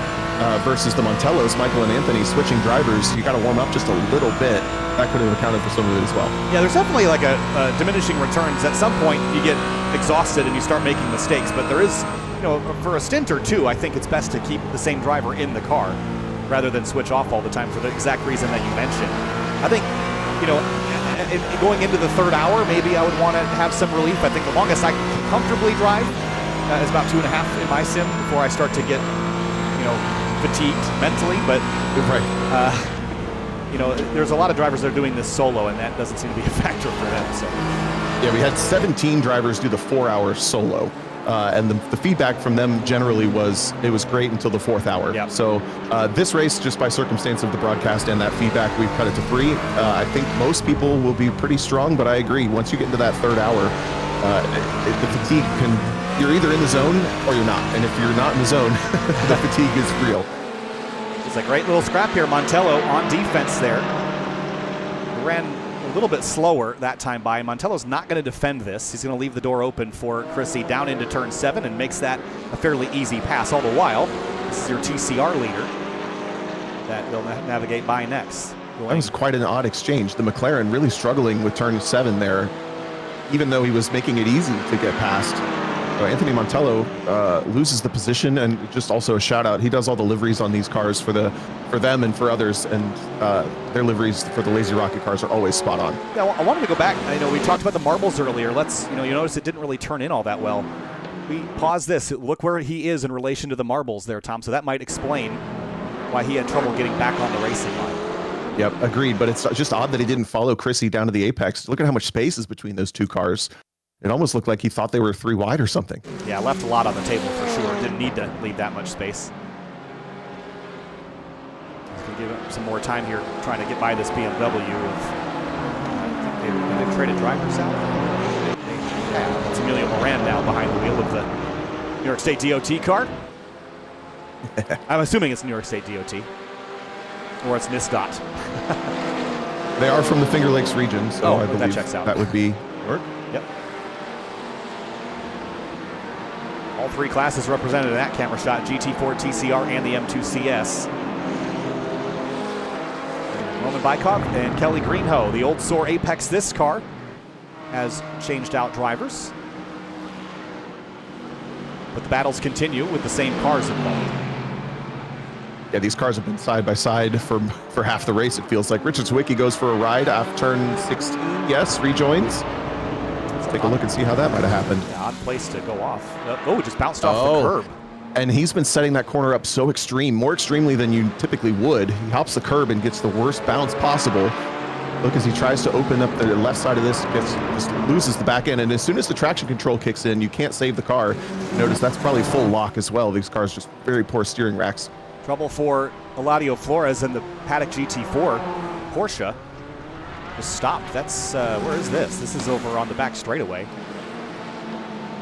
Might have been a situation where they have a hardware problem, a little Control-Alt-Delete reset here. Yeah, it's very possible. You see that stack up that it caused with the No Birds car. While that was happening, watch this. They go by the stricken car here, and then they just condense really fast on that M2. And that's the difference in braking performance that we've seen a couple of times. It's almost caught a couple of people out. Continues to do so right there. Yeah, I really didn't expect it to be that significant. All the while, Giovanni Romano leads this race. We saw this car hit pit lane, but it's still leading. So how did that happen? It was 41 seconds in the box compared to 48. So did they short fuel it to get track position?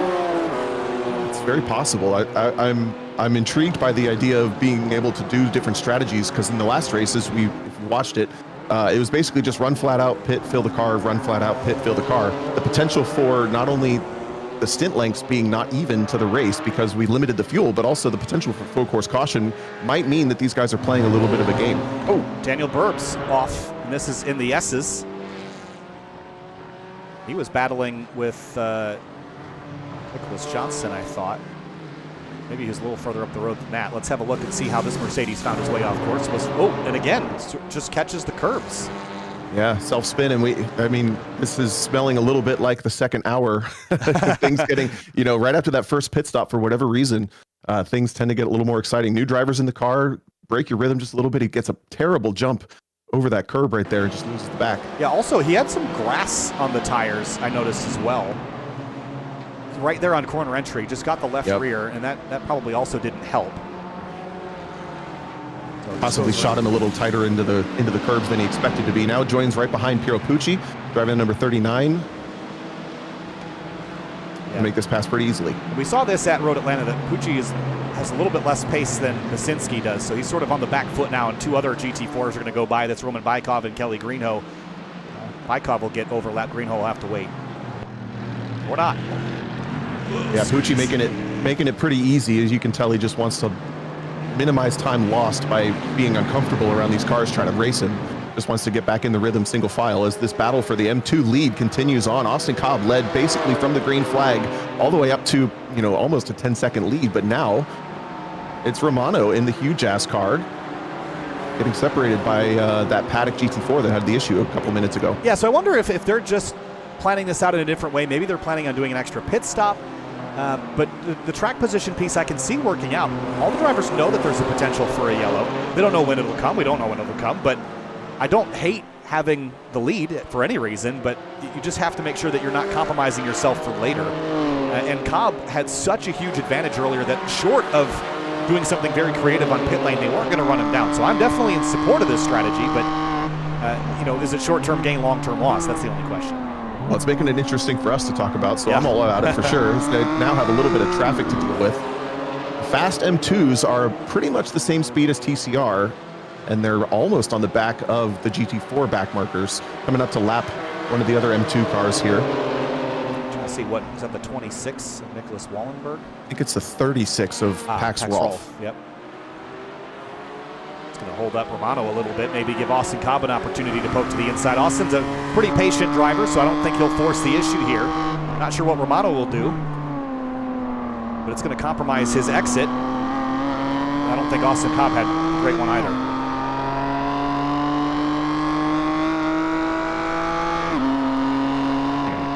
Scrap here though, and definitely brings some interest. It's been pretty quiet down in this class so far, so it's good to see a battle happening now. Other than the Yang battle that we watched earlier. I would say these BMWs kind of fall into the category of cars that when they get offline or when they break the rhythm, it's really difficult to manage. Certain cars are like that, especially low power cars. These are not low power, but they're just a little bit they're not as graceful, let's say, as the TCR GT4, where you can go side by side for a super long time and go pretty fast and, dice and make moves. These M2s really like to stick to the line, and they really they race really well, but it can get a little clunky when you're trying to make moves that are not necessarily what your typical racing line would be. Yeah, I'm trying to remember. I think it was 2023. There was a really epic battle in the TC America series with the top three cars in the BMW M2 CS class. And I remember it being a lot like you said, where it wasn't constant side by side. It was a lot of trading spots back and forth when cars would awkwardly get offline. Here comes Cobb to the inside, opens up the door. I don't think enough overlap, though, to sling it down the inside. No, and in the background, there was some really hairy moments for Dylan-based Bliss in the Skidmark BMW GT4, trying to find his way around Pax Rolf. They made it work. Oh, yeah, I see tires in the grass there. Yep. Looks like the Pax Rolf car was trying to make the racing line available, and he'd already chosen the other side. Kevin Mead, Austin Edwards, and Andrew Hero. This is a little side-by-side and tower turn. Good fights up and down the order here. And that's the other Skidmark Porsche Cayman. Sorry, did I say Skidmark? What did I say? You said Skidmark, but you're correct. Okay, good.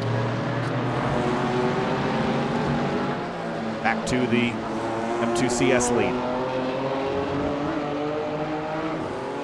I'm just curious because I haven't really seen these cars race all that much. I just kind of want to keep an eye on this because there's a lot for me to learn. Joseph Yang, I have at 0 miles an hour. He is on the pit lane on the jacks. Now, is this an expected stop? I'd say that. It's an odd time for it. Yeah.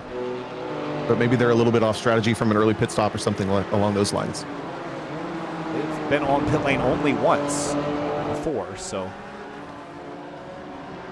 It's the 5th place car in class. We're watching the lead in M2. Austin Cobb in the Ultra Yeti car, the red one behind, led the first hour of this race almost, gained a pretty big lead. So we expect that car to have a little bit more pace than the leader right now, which is that blue and yellow huge ass car being driven by Giovanni Romano. Well, Cobb lifts big time, so didn't really want to contest turn 17. Is there a fuel saving angle of this as well? Is that why we're maybe not seeing him push the issue? If he were to get a good opportunity to take the lead, I don't think he would shy away from it, but he definitely didn't force it into 17.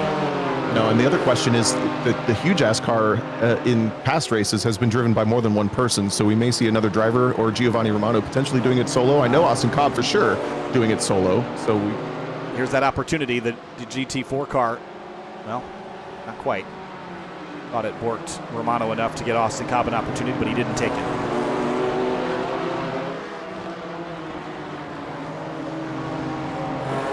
I think there's something else going on in the cockpit of this 136. I just don't know how the strategy is going to play out without the full fuel tanks and not having any experience watching these cars do a full race. I don't know how efficient they can be, but Austin's lifting early and coasting into braking zones and not forcing the issue here. So I think there's something else going on that he's plotting and planning, which could also explain the short pit stop for Romano. So maybe these cars are sort of at the edge of a window, and maybe Huge Ass has committed to an extra stop and Cobb is trying to make it.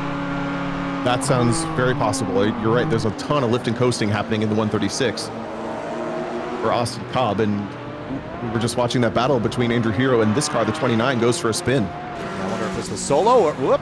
Oh no, it was not, and it was a big crash with the NYS DOT car, Emilio Moran. And here's how this happened. This is again in Bishop Bend, which has really been the trouble spot today, interestingly. But the 69 runs out wide and just turns in, and wow, big clobber. Oh, that was a huge hit. Oh. Yeah, that was a really big incident for that BMW, and unfortunately, I think the Porsche just kind of threw it in there thinking the BMW was going to stay offline. But the BMW also has to turn, and that's the trickiest part. It's so easy to be around cars when you're going straight, but you throw in just the slightest bit of a curve, which is what Bishop's Bend is. It's really easy to get wrong in lap traffic. Yeah, this is an ugly wreck for the 69. This will end their race almost certainly. It's about as hard as you can hit a wall here and see it right. Oh, I think maybe the skid mark car would have gotten away with fairly minimal damage. It took a big hop, but I'm not sure that it really did a lot of damage to the bodywork, because as long as the suspension's straight, they should be okay. Steering wheel looks pretty straightforward, although they're having some connectivity problems. They might have gotten away with that, Tom. That's lucky. It is very lucky. We saw in the 4-hour at Road Atlanta last month that the GT4 cars are pretty resilient. They can really take a big hit and continue to race. So unfortunately, the BMW can't hold up to quite that kind of an impact. But the Porsche seems to have gotten away. Looking at a side-by-side battle down into turn one. Matthew Johnson in the 772 At Dawn Racing car. That's the BMW. And the lackluster car of Chris Logain. And battle for fourth. This is Montello and Chris Newman. Oh, Montello's way out in the dirty stuff at the exit of 17. That was wild, and I didn't see this battle forming, actually. I was kind of scanning through the top 10 in GT4, noticing they were pretty spread out, but I got that one wrong. Now Chris Newman goes back to the fourth position over Montello. Anthony Montello behind the wheel after Michael Montello started that lazy rocket McLaren. Yeah, McLaren does not seem to have the long-run pace as it did in qualifying. It doesn't, and contributing factor there as far as you keep an eye on the battle. That was a full second slower for Montello that lap than everyone else in the top 10 in GT4. So maybe a mistake that prompted this as well. But there seems to be a reason why the McLaren isn't as popular today as it perhaps was at Mission Raceway Road Atlanta last month. Piero Pucci and Kevin Mead. This is for 12th. And Andrew Hero's watching from behind. He might be able to pick the pocket of both of these cars. Yeah, trying to make a Porsche go faster than a pair of Aston Martins, but they're side by side. It's going to be really difficult to find a way through right now. Side by side into turn 3. We've seen Piero Pucci pretty much let every pass happen without a fight. So the 39 continues to drop through the ranking, but avoid drama. Hero's been very aggressive on the brakes. We've seen that a couple of times, so I would not be surprised to see him fire the missile down the inside at 7. And here he comes. He might get both of them way too deep. He missed saw that coming from a mile away. I mean, talk about how brave he was. Well, that was too brave. That was much deeper than I thought he was going to go, to be fair. But just, there was some contact there. Did kind of take the nose off the 33. Did, but very, very light contact. See the damage on the right front corner. That was really heads up with Kevin Mead to notice that was happening and just barely avoid disaster.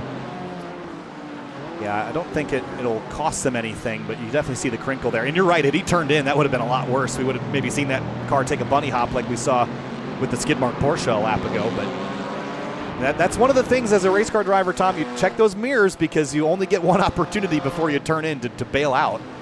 And you hope you don't have to do it a lot, but that time was heads up. They do get a little bit of a gift here in the simulator. They get a virtual mirror if they want to use it. So you can see, it covers a couple inches of your screen. You can see that shape coming up at high speed. It gets your attention very, very quickly. And now Andrew Hero has dropped maybe 10 to 15 car lengths off of this battle for just outside the top 10 in GT4. I mentioned he was going to fire the missile down there, just didn't hit the target. Yeah, thank God. Yeah. Battle for the lead in M2CS, still Romano and Cobb. Very tight nose to tail. This has been a pretty fun fight to watch, I'll be honest, these two going at it. And they're not that far off. They're about a half second off their best laps of the race. 2 16.7s for both of them last time by. So if Austin Cobb is fuel saving, that's still really, really fast. I'd have to wonder if he's just kind of picking and choosing when to fuel save. If he knows that he's not going to make the move, he fuel saves instead. But they don't, as you mentioned, the lap times point out, they don't appear to be slowing down that much. No, and I would think that if the Huge Ass team was committing to an extra stop, and this is all, based on an assumption that they're doing this, but I wouldn't expect him to be slowing up at all. But Austin Cobb definitely was lifting and coasting. I'm not sure if there's more motive to that or if it's just convenient to be behind for now to keep this Huge Ass car in sight. But this is so long away. An hour 47 away from the finish of a race is a long way to start kind of calculating the reverse math, especially if you don't know if we're going to get a full course yellow or two. So they're running this race as if we're not going to have any sort of race stoppage. And that potentially worries me because the unpredictability, like they're just trying to predict too far out in advance for me at this point. We'll see how it works. Well, that is kind of one of the things that we wanted to throw into this race as the organizers, is just to change up the way that you play iRacing a little bit, which tends to be, as I mentioned before, drive flat out, do your pit stop, drive flat out, do your pit stop. This race being a little bit more dynamic is going to make it so that it's less predictable for the drivers. They've gone through the muscle memory of drive flat out, do a pit stop, et cetera, but they've never done this before. So this will be a really interesting dynamic if that were to happen. If we do get an incident that's big enough to bring out the full course, no one's really going to know what that does. I've seen endurance races with yellows before. I just know that it keeps things interesting a lot longer than they otherwise would be. So I'm excited to see how that will play in and when it will play in. Should also note that there's only one car out of this race. It's Joseph Yang in the InTrace Performance Data car. Amelia Moran, they took their fast repair, and that was the perfect opportunity to take it because that car wasn't going to roll another inch without the assistance of a tow truck. So they've used that up now, though. They've got to keep the nose clean for the rest of this race. I love that their fun isn't ruined. They still get to have some fun for the rest of the day. We also have a killer battle for third in TCR, just a couple corners behind where we're watching now. The 31 car of Fat Boys Racing, Phil Adams, appears to be doing this race solo so far, is under pretty intense pressure from Jay DeVries now. They were pretty close at one point early in the first stint, but now they've come back together after a cycle of pit stops, and the Vice Motorsports car looks quick. Yeah, they've gone back and forth a few times this race. And so these drivers are pretty close on pace. They're both long ways back from the race leaders here in class, but this is gonna put Adams offline with that BMW up the inside. So maybe DeVries can tuck up underneath and get the power down a little sooner. Wow, that Honda's so close to the wall. It is a ton of fun coming through that section after you've cleared the bumps. Just hoping that you use every bit of it. Wow, side by side with lap traffic, GT4 is coming through. Big commitment there from Jay DeVries. to try to take advantage of Adams being offline, but he sort of had to compromise his exit. Little touch there on the Porsche, going to put them in the marbles. That's the number 9 of Mark Kruger, right in the midst of a battle he does not want to be in the middle of. Kruger looking like he's struggling with the Porsche just a little bit as he's gotten his rhythm broken by these TCR cars. He's trying to find his way through cleanly. Fun fact about Mark Kruger from our Spotter's Guide is his father raced in the 1967 Daytona 24-hour. That is neat. In a Dodge Dart, of all things. Back when darts were cool. Yeah. And also being produced. Right. Yeah, so all that aside, they've moved the 9 pass through, but it's tightened up this battle for 3rd in TCR again. And I think DeVries a little bit more aggressive at the moment. Adams gets these really nice runs out of the corner that keeps his defense up. I tell you, they absolutely nailed the sound of these Hondas in the TCR class. Having driven them, it's kind of wild to hear them. Yeah. Definitely some cars in iRacing that really sound the part. Down a couple of gears for Jay DeVries into the S's here. And all the while, in the M2 CS category, still the battle for the lead is on. And here comes your overall leader, TJ Alessandrini. And he's got some time to burn, so he'll likely be respectful of this for at least a moment before he drives by. Take a look at how big a difference they have down the back straight. It's going to take him most of it to clear the 2 of these BMWs, as they are pretty stout. Alessandrini leading by about 17 seconds last time across the line. The majority of the top 10 in GT4 have spread out mostly from this point. See if Cobb is going to draft behind Alessandrini. Open the door here on the huge ass car. He cracked it, didn't get the foot in though. I will say, if Austin Cobb is not intending to pass and is just fuel saving, he's doing it in the most annoying way possible because he's not communicating to the huge ass car at all that he's just going to camp. He's showing the mirrors. He's filled absolutely up underneath the back bumper there. Yeah, definitely keeping Romano checking the rear view a lot. And for 3rd place, here comes DeVries. Wow, he came out of nowhere, just stole that away. Just got on the inside at the exit of turn 1 and went right on by. I don't think this is over yet either. Pretty tight. No, this car's very matched in pace, but looked like DeVries just couldn't quite figure out a way by. And I can only assume that the white car from Fat Boys, that is Phil Adams, made a mistake. But now he's going to look up the inside of turn 7. Really tight. Not enough to hang on, yeah. And it's just tricky, especially these front-wheel drive cars, just to get the traction on exit without pushing into the car to your outside. I do think, though, that Adams is quick enough to at least keep pace with DeVries here. I think you're right. I think there likely was a mistake. They were within 5 1/1000ths of each other the last time around, though, on lap time. They are just matched on pace as evenly as you can be. The TCR, the way they drive being front-wheel drive, it is, as you mentioned, it's very easy to overdo the entry, and it's really easy to underdo the exit as well. So even though Phil Adams got the inside, it was underdriven on exit, which is so easy to do in these cars because you're trying to be careful. Push there for DeVries through Bishop Bend. See if Adams later on the binders just a little. This is a great scrap. This is what I love is how close and tight you can race. There's something about them that just makes them so predictable in a battle like this.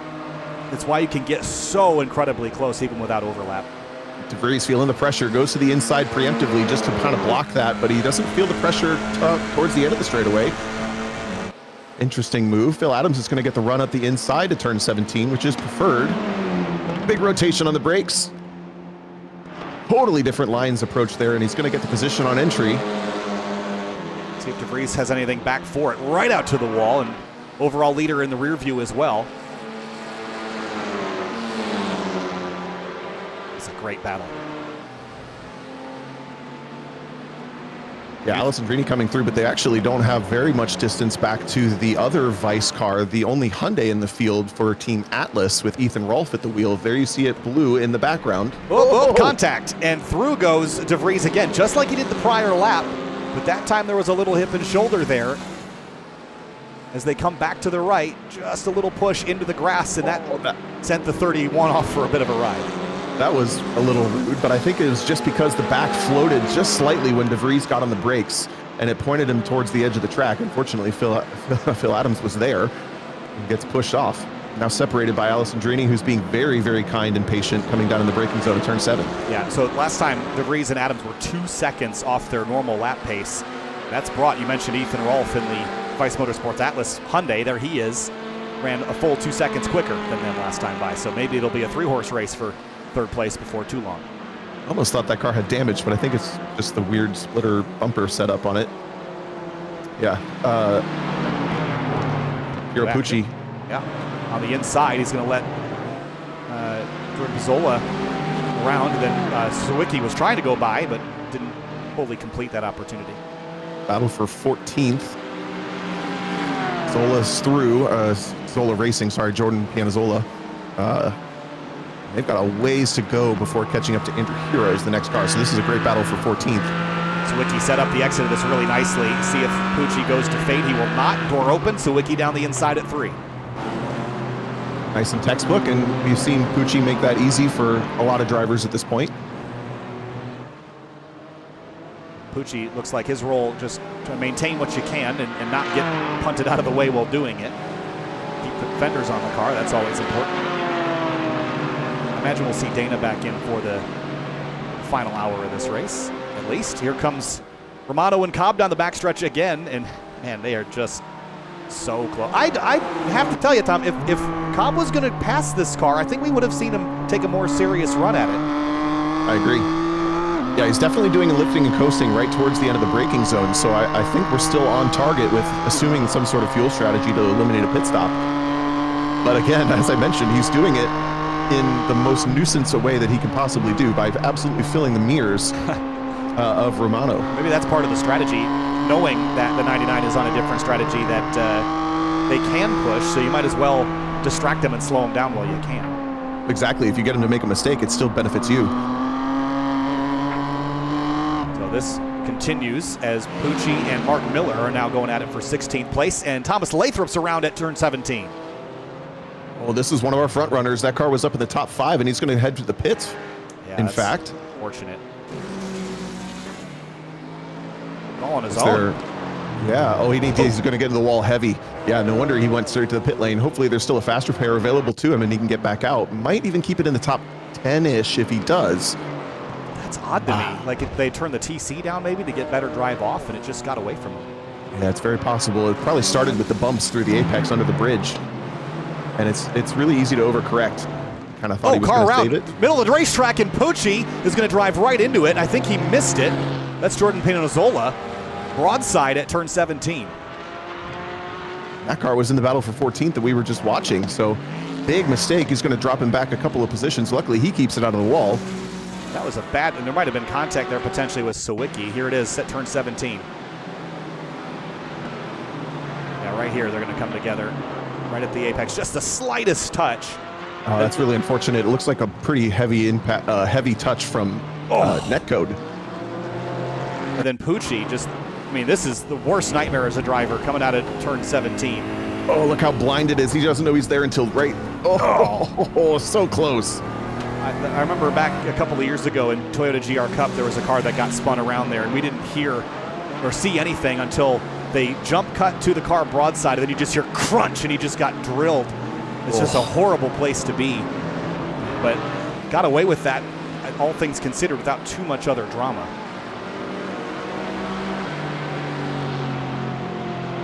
If there's one place on this racetrack I don't want to be, it's sideways at the exit of 17. Yeah, because like I said, it's just so blind coming in there. You don't get a lot of opportunity. Now Thomas Lathrop rejoins the race, having repaired that Mercedes. It's a shame. Great pace in this car. And, a lap down now to the race leader. Not over though, because the way that things could fall, but definitely a frustrating way. It's even worse when it's like of your own doing too, because you can't blame anybody else. Right. Yep. It's an odd thing too. These GT4s, you know, they have not the most advanced traction control systems ever, but in iRacing, you try not to lean on that too much. So you turn it down to sort of the minimum that you need. Exactly. Yeah, and these cars, I mean, just in general, I would think in the simulator, car control is tougher than in real life. There's a lot of nuance that you get from the data coming through the wheel and the seat of the car that most people don't struggle with in real life car control. But when you get into the simulator, you take the feel away.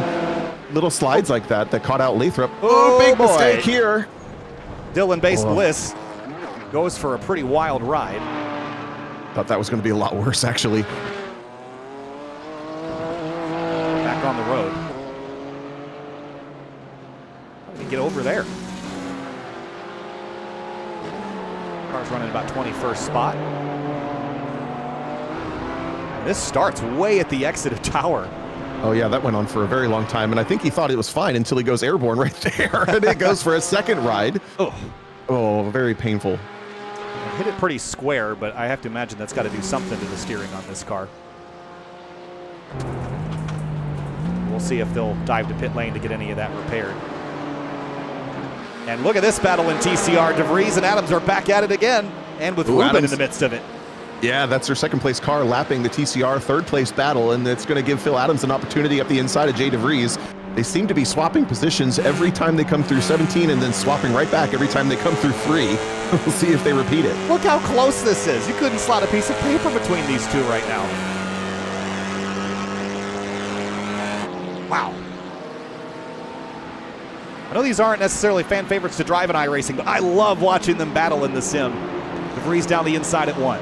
Couldn't agree more, and this is what we've seen pretty much lap after lap, but DeVries has been a little bit rude with the space that he's leaving Adams this time. He lets him back through around the outside in the braking zone. Yeah, a little bit of hip and shoulder once again. This time Adams comes through and completes the pass, moves back into third place.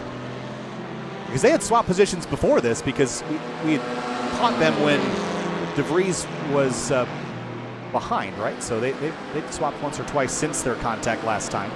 Yep. And it's interesting. It's hard to say when we cut in and out of the battle, but it looks like the way Jay DeVries is driving the car is easier on the tires. You see him opening up the corners and getting a little bit of a straighter exit more often than Phil Adams is in the white car. So it could be that DeVries has a little bit more tire as we get into the second half of this second stint. It's one of the Mercedes AMGs up the inside. That's the number 25, the lackluster team car, Chris Logain. Splits the difference there. Yeah, I think DeVries thought he was going to be able to follow the Mercedes through, but the Mercedes driver had to park it on the apex, so he didn't actually create an opportunity, as now Phil Adams gets balked on the entry to 13. Is DeVries going to run? Yes, it does. Now side-by-side through Bishop. We've seen this go wrong a number of times today. Can you hold the outside here? DeVries does. Oh, this is so tight. He didn't force the issue too much. He just keeps the nose there. Side by side for 2 more corners yet. I would prefer the outside here onto the back straight. Yeah, they're going to be drag racing dead even down the back straightaway. Ullman straight, and then into 17. This is when the game of chicken starts. Who breaks first? Who does the over-under on the other? Or in this case, the swoop, as the Pelican is involved. Big lunge into 17 for DeVries. Oh, sideways! Wow, big Tokyo drift. He's got too much front end in that TCR car. That's not something you see often here in iRacing, is the ability to just lose it. And all the meanwhile, the other Vice Motorsports car, Rolf, is coming up ever so slightly in that Hyundai. Gavin Hook's on pit lane, by the way. Let's go back and look again at that big slide last corner. Just drives in there really hot, and then probably as soon as he goes to the brakes, puts all the weight on the nose, and it just goes around on him. Caught it, but boy, that was a moment. Yeah, big slide, and that's going to flash heat the tires for a couple corners, so that car is going to take a little bit to recover. The Porsche we saw in pit lane was Gavin Hook's. That was the car that misfueled early, so they're off cycle.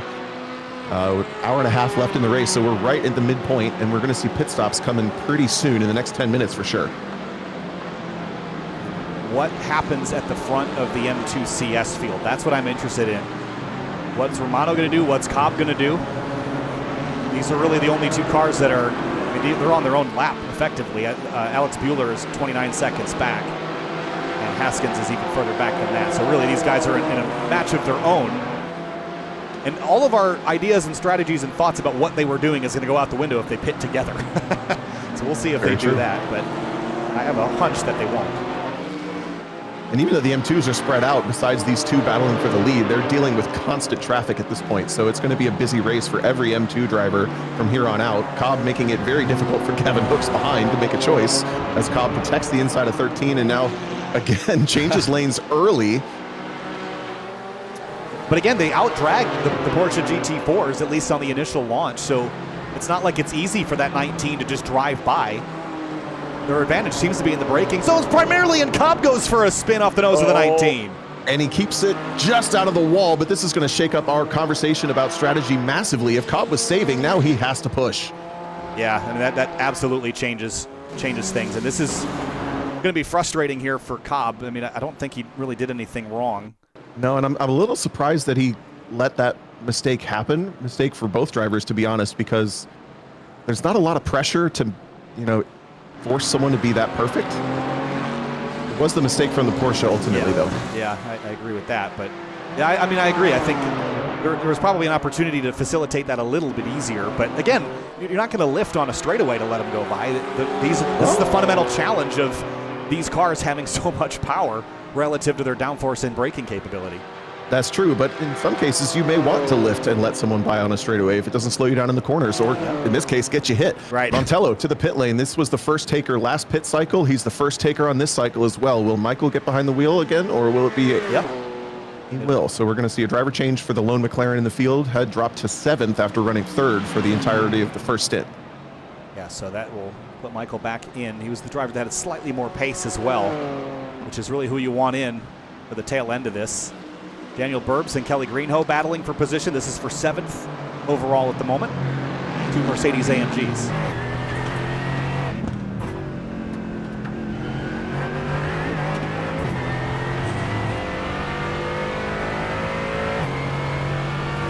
It's been an impressively clean race all around the board. We've had a couple incidents here and there, but they were, other than the one big crash we had with the number 69 of Emilio Moran, they've all been mostly minor spins. Yep. Knock on my wood desk here to keep that true. But you're right. Any of those spins could have been a full course yellow if there had been more cars involved. And luckily, we've kept it pretty isolated to self-inflicted mistakes. That's the apex. This old and sore being driven by Kelly Greenhoe, sponsored by Tylenol, Aleve, and others. Probably need a little bit after driving for 3 hours in the sim. I'd say. So they're running just inside the top 10. We have Roman Baikov a couple corners behind in the 10th. This is the battle for 8th. Nick Johnston in 7th. The BMW has pretty much driven away from these two. Sort of a no man's land. Johnston up to 6th now, with by virtue of the Montello car coming to pit lane. This is a really strong performance for this car. We know it's not the car that anybody who wants to win this race would pick. But we know it drives really nice, and we know it's okay on pace. Johnston doing a great job keeping it in 6th position in the top 10. The top 5, all Porsches. Yeah, look where he started, though, 14th. So, you mentioned the great performance. He's driven through the field to get to this point. And still, honestly, I mean, last time out, he was quicker than the next 2 cars ahead of him, and actually quicker than Zach Rubin. So he's got 2nd place pace at the moment. Just needs some track position to do something with it. That's a great point. I don't know that anybody really thinks to test the long-term pace of these cars when they're picking which one they want to drive. Mostly they're looking for, is it fast in a lap time, and do I like the way it drives? So if the BMW it drives nice, the raw lap time is not that fast. Maybe it's really fast over a stint. And we also know from Road Atlanta that it had pretty good fuel economy. This is crazy for 3rd in TCR. Yeah, they're back at it again. And Jay DeVries almost ended up dumped off. Oh, contact there with the Mercedes. They see headlights flashing there. Yeah, not happy. I wondered if that would happen because I saw the big rotation DeVries got on the entry. And he just keeps catching strays from these GT4 cars coming through. Yeah, this is another, this is an example of 2 categories that do race alongside each other, at least here in North America, the IMSA Michelin Pilot Challenge.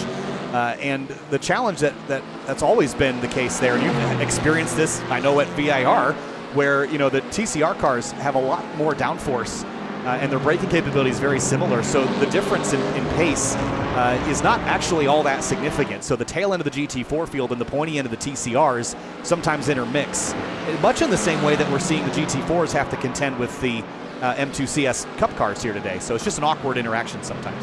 it is. And your point about braking is mainly where that comes in. Is the TCR cars are just so good at momentum and stopping.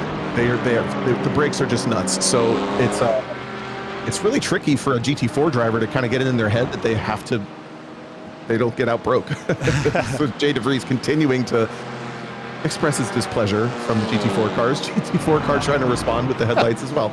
Yeah, I mean, that happens even at the highest levels of the IMSA WeatherTech Championship. You saw that in GTP versus GTD cars. Their braking performance isn't really all that different. So the GTPs come sailing in, at 205 miles an hour, and they hit the brakes and they're slowing at the same rate. So it's just, this is the challenge of multi-class racing, which is what makes it so fun as a spectator. A couple cars who have been through it a little bit today. That's Richard Sawicki, who's worked his way all the way up to 12th from 23rd. From 23rd, and then Mark Miller right behind in the No Birds Apex this car. Yeah. Started 13th, running 13th after an hour and 35 minutes. This car's been in a lot of battles today. It's been at least sideways, if not backwards once, but I think on their own accord. Kevin Mead on pit lane. This is a car we saw get tagged by Kevin Hero a while ago. Yeah, had a little bit of a sneer on the right front, so we'll get that fixed this time. I'm not sure if I would take my fast repair for it, though. Maybe I would if I felt like I was going to be quiet for the rest of the day. But do you ever know that? You never know that. That's for sure. You never know. They'll know how much it's impacting the performance of the car, though, so they can make the decision based off that. By the way, Austin Cobb had made a pit stop because he is way down the order. Yeah, so he pit just this past lap. So he's now third in class and will only owe us one more stop before this race is out.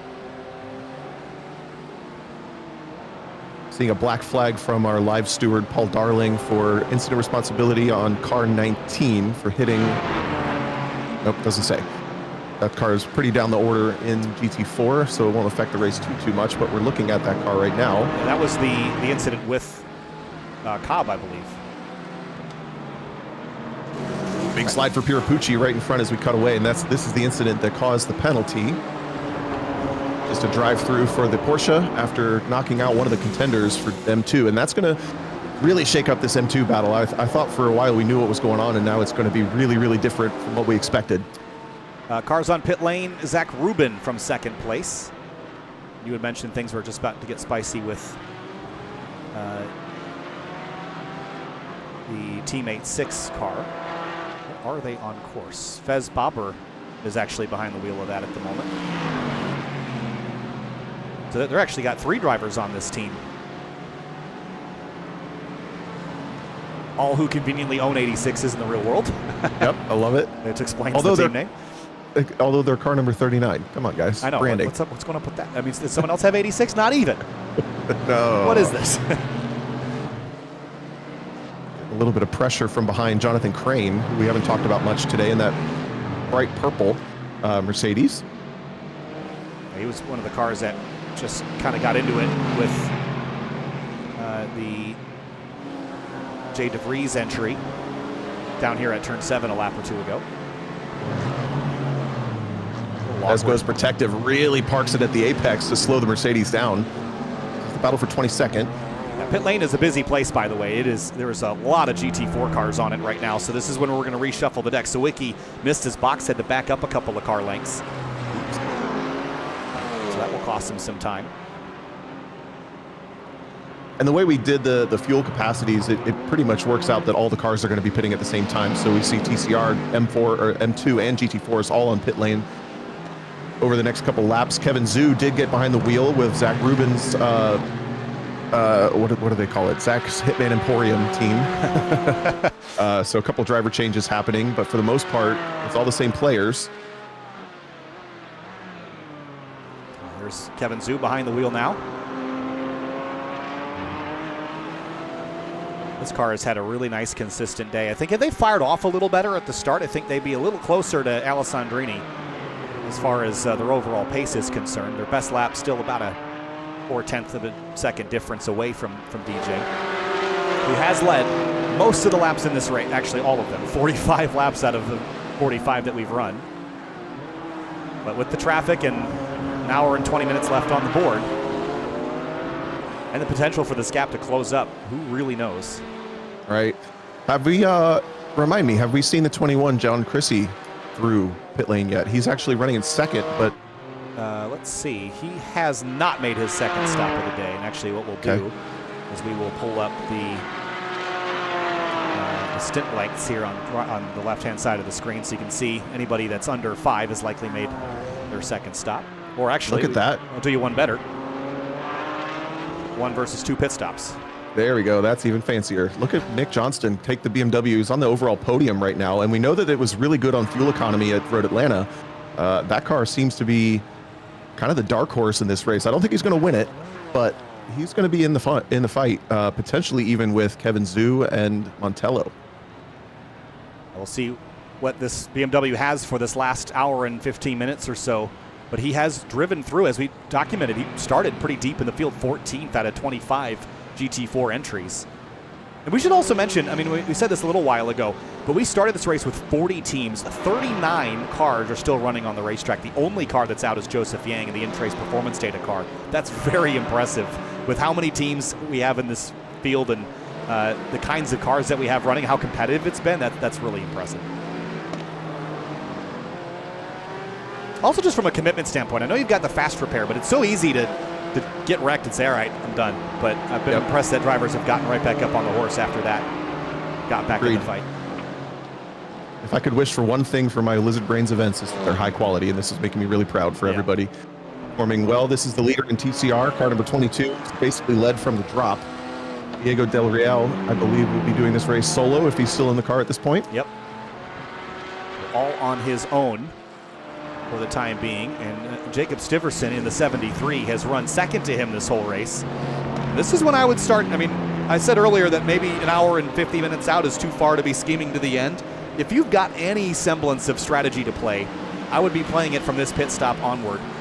I don't know that just a slight difference in strategy is going to do it. You've got to take a big swing at it, and whether that's maybe break this up into an extra stop and hope that you'll catch a yellow the right way, I'm not sure, but I know that it's unlikely that he's going to beat Diego without something happening to that leader. Yeah, agreed. And the difference seems to be that those cars are very, very similar on pace. I mean, they only qualified about a half second apart from each other. So as that half second kind of compounds over 3 hours, it turns into this kind of gap. But it also looks like Stiverson may be a little bit harder on the front tires than Del Real in the lead. So towards the second half of these stints, it looks like that's where the gap is kind of forming. Yeah, 2 seconds slower than his best lap last time by, and that sort of seems to be the case down the order, is there's 2 to 3 seconds of fall off in these TCR tires. We're not seeing quite that in GT4. It's about a half a second to a second. So a lot more tire wear, at least turning into lap time.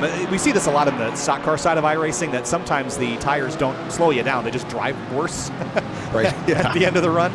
Yep. Interesting note. Oh, go ahead. No, you go. I was just going to say, interesting note from that shot.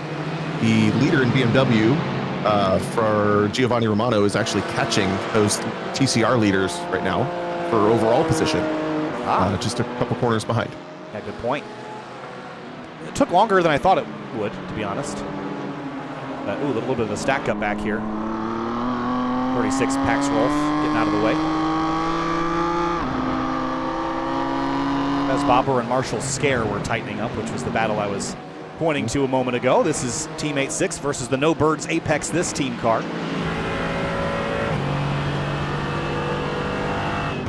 Looks like DJ is the only front runner in the top 10 in GT4 that owes us a pit stop here. So he's managed to stretch that. He's on pit lane now. He's the last of the drivers to make a pit stop in the top 10 in GT4. He pit from the lead with the cycle started about a 20-second lead. So we'll keep an eye on where that is when he comes out. But so far, no one's really even had the pace to be close. So I would expect, even with a full course yellow, Alessandrini just fired off like a rocket and never looked back. Yeah, it depends on how I mean, again, you give me John Chrissy on a restart and a really aggressive launch, I wouldn't put it past him. But the overall pace of Alessandrini's been really impressive. We're going to go 3 wide here, split the difference. Oh, big squeeze, and Scare splits the difference. Wow. Waiting around for nobody. Yeah, that was almost poorly communicated 3 wide for a moment, but it looks like Fez noticed right at the last second to stop closing the door, closing where he was normally going. And that's going to open him up, I think, to the Zola Racing. Jordan Pianazzolo is the next Aston Martin in line for that position. That is 18th. And the car that they were split 3 wide was Amelia Moran, who we saw get involved in that crash earlier, the big one that tore the whole nose off that car. So just a bit of a flashback moment, I'm sure. Yeah. And he couldn't make it stand out anymore. It's already yeah. It's already covered in caution tape. It looks like a school bus. Yeah. There's your race leader, Alessandrini. And it's a 20.1 second advantage over Kevin Zhu. At the moment, I expect to see the headlights pop on here shortly as the sun gets deeper and deeper in the horizon. And looks like Stiverson is on pit lane from second place. Austin Sams is in the Fat Boys 31. I don't think we've seen this driver behind the wheel yet. So fresh meat in the seat here for the last hour and 15 minutes.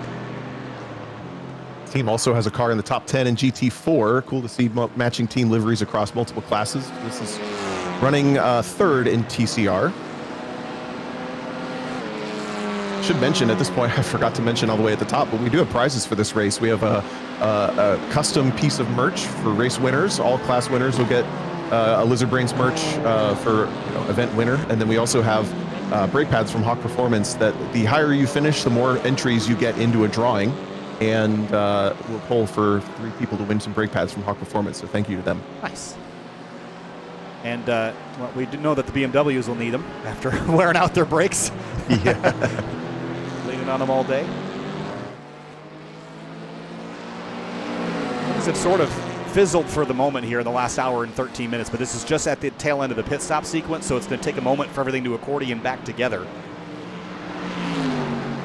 But just this is, you're clicking away laps at the moment if you're Alessandrini, right? You're just carving your way through traffic. Sun setting here.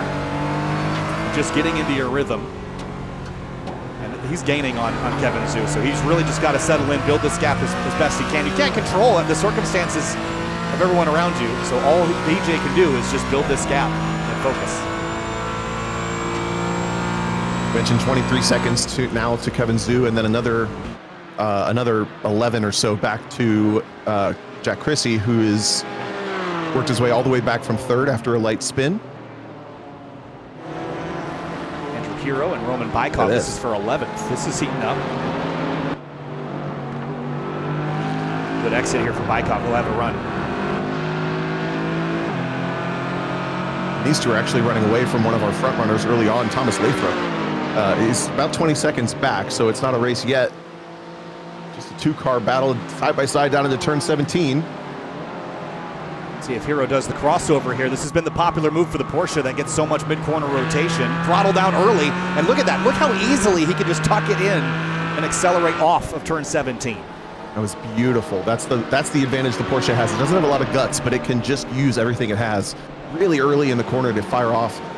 They're going to go side by side as they catch up to Austin Cobb, who runs second in the M2s. Same thing here in turn 1. Crossover early on the throttle. And he'll have overlap for turn 3. And maybe, I thought he was going to try to trap the Aston, who's really in deep on Cobb and shuffles his way down to the inside. Cobb gets distastefully shuffled off the racing line there. He'll be Russell Fussing in the helmet for a moment there, in the sim rig, I guess I should say. Not the first time he's had to deal with cars going a little optimistic on him. No, that was from a long ways back. I don't think Roman had to force that, but he was probably looking in his mirror and didn't have time to recalculate. I think he thought Hero was going to go for this and just went to protect and attack. Yeah, and the tough part of the BMW, we've noticed that it's not particularly strong on the brakes, but it's also not, it's not because it's bad on the brakes, it's just it can't do the corner all that fast, so it has to slow down more than the GT4 cars by quite a margin. And the GT4 cars, as they close up in the brakes, think, oh, I'm just going to go up the inside. No, well, the M2's already at the limit, and they have to, they have to do their thing. Yeah. Here's Mark Kruger, Gavin Hooks. This is for 20th place. That 19 had to serve a penalty for avoidable contact, but they're trying to get back up on the horse here, up the inside at 1. Also point out, you mentioned Thomas Lathrop, who had that self-induced spin earlier at turn 17. He's back to 13th place, gaining time on those two that we just saw scrapping a moment ago.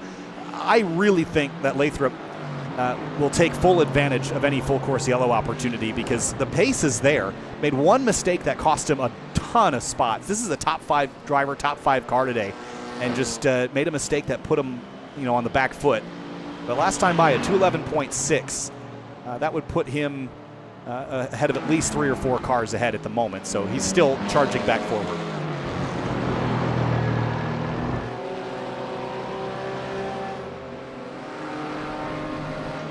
Probably kind of nice at this point of this race for Lathrop to just be, in his own space, just get some clean laps in and be focused on catching up to the cars that are ahead. He may not even have them on his relative screen yet to know how far ahead they are, but he will certainly just be able to kind of put his head down at this point, rather than before he was close enough to other cars that he was, not just doing his own thing. He had a couple of cars to deal with all the time. Yeah, I think after an incident, it's probably not a bad thing to get some laps to yourself, just get your confidence back, instead of getting thrown right back into the midst of a fight. As you pointed out, the first half of this race, he was really involved in everything at the front, out the windshield and the mirror. Catching up to our personal favorite, the Thunk Esports Motorsports Sim Sports Racing powered by Bud car. Doesn't even hardly fits on the graphic. Apparently it's powered by Bailey's. Interesting. Austin Tucker at the wheel of that car, running in the 5th position in TCR.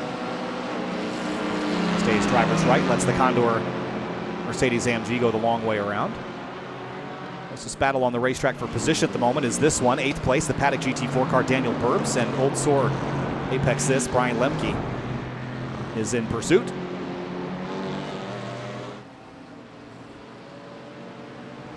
It's been like this for some time, actually, prior to the pit stop, I think.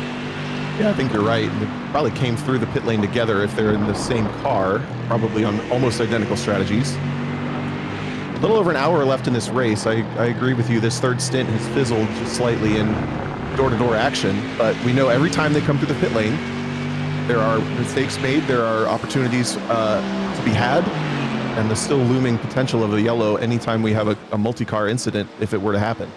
Yeah, and I think also, like, what's the window to the end is what, 52 minutes or something like that? So I think it's maybe closer to 48, but yeah, we're coming up on it. Yeah, so that it creates an interesting dynamic, because I don't think our last pit stop wasn't really that long ago, right? So you could sort of run it out and sort of set it by the end of the race and pit early, or you could drive through and wait towards the 20 to 30 minute to go mark and try to pit there. And that's probably a little wide there for Lemke.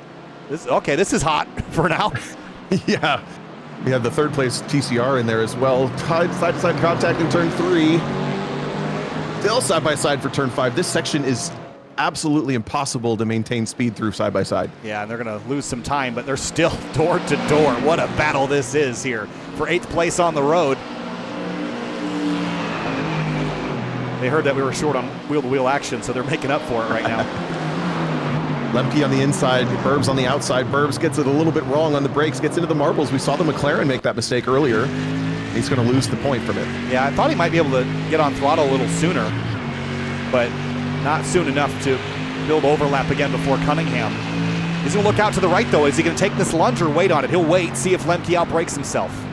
Did get a heck of a run off of 7, even though he got the entry a little bit wrong. So that was a good recovery for the 15. Lemke's going to continue with this lead for 9th.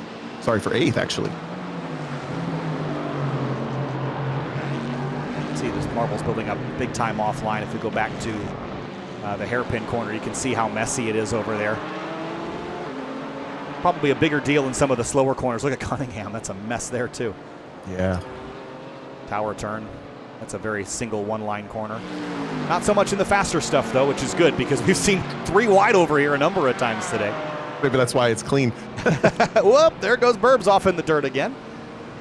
Kicking some blades of grass back onto the pavement. And around one of the back markers in the M2. Pass Wolf, I believe.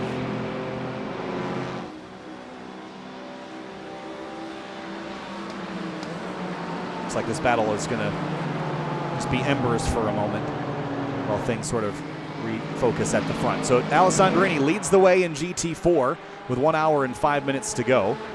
Diego Del Real leads in the TCR class. He's led since the drop of the green. And Giovanni Romano, this has played out very well for the Huge Ass team. They had Austin Cobb hot on their heels for the entirety of the second stint. Then Cobb got turned around. Now their advantage over Cobb is about 8.5 seconds. But coming down slightly. Cobb was a 10th quicker last time. It'll need to be more than that to make any significant gains. But they've led a lot of this race by this point. And that was all that strategy called a short pit earlier. Yeah, I'm really curious to hear from them how that all played out, if that was particularly intentional or if that fell in their lap. Either way, we were watching Austin Cobb, from what we could tell, fuel save quite a bit following this car until he had contact with another driver, and now pretty much lit the wick and is running flat out to try to catch back up. Yeah, so Cobb's been out on course for 9 laps on this run, and 4 for Giovanni Romano. So if I'm trying to think about, so that means Romano can run longer, but Cobb, oh man, they both can run pretty deep into that last stint without having to pit pretty early. But I think the spin kind of threw off Cobb's strategy. I don't know that that he really had that planned. So agreed. Yeah. Not sure that we can totally trust that nothing has changed behind the cockpit of that number 136. And in these wide shots, you can see the red of Austin Cobb just barely flick into frame at the background of these. So that's the visual gap between these two cars. It's going to look like forever from Austin's perspective, and it's going to look like not that much from Romano's perspective. Yeah, I find myself often getting distracted, just looking at the relative, knowing that a driver might have more pace than me. Yep. It can be really distracting to see that number consistently coming down no matter what you do. And so that's something that Romano can't do. This is getting a little, you see, protection by Austin Cobb. He doesn't want the same mistake to happen again, but he's holding up these GT4s and creating a little bit of a bottleneck there. Cobb has definitely grabbed this race for himself when it comes to managing cars and when they pass him. Maybe a little bit to his detriment from getting hit that one time, but for the most part, he's communicating early and very clearly what he's going to let the cars behind do, which is a pretty good place to be, but if you get a little risky with it, you can get yourself in trouble. Yeah, so that was a much cleaner opportunity on the straightaway for those cars to go by. See what the lap times are for Romano and Cobb this time. For Romano, it's a 2:16.8, 2:16.5, 2:16.7 for Cobb that time through.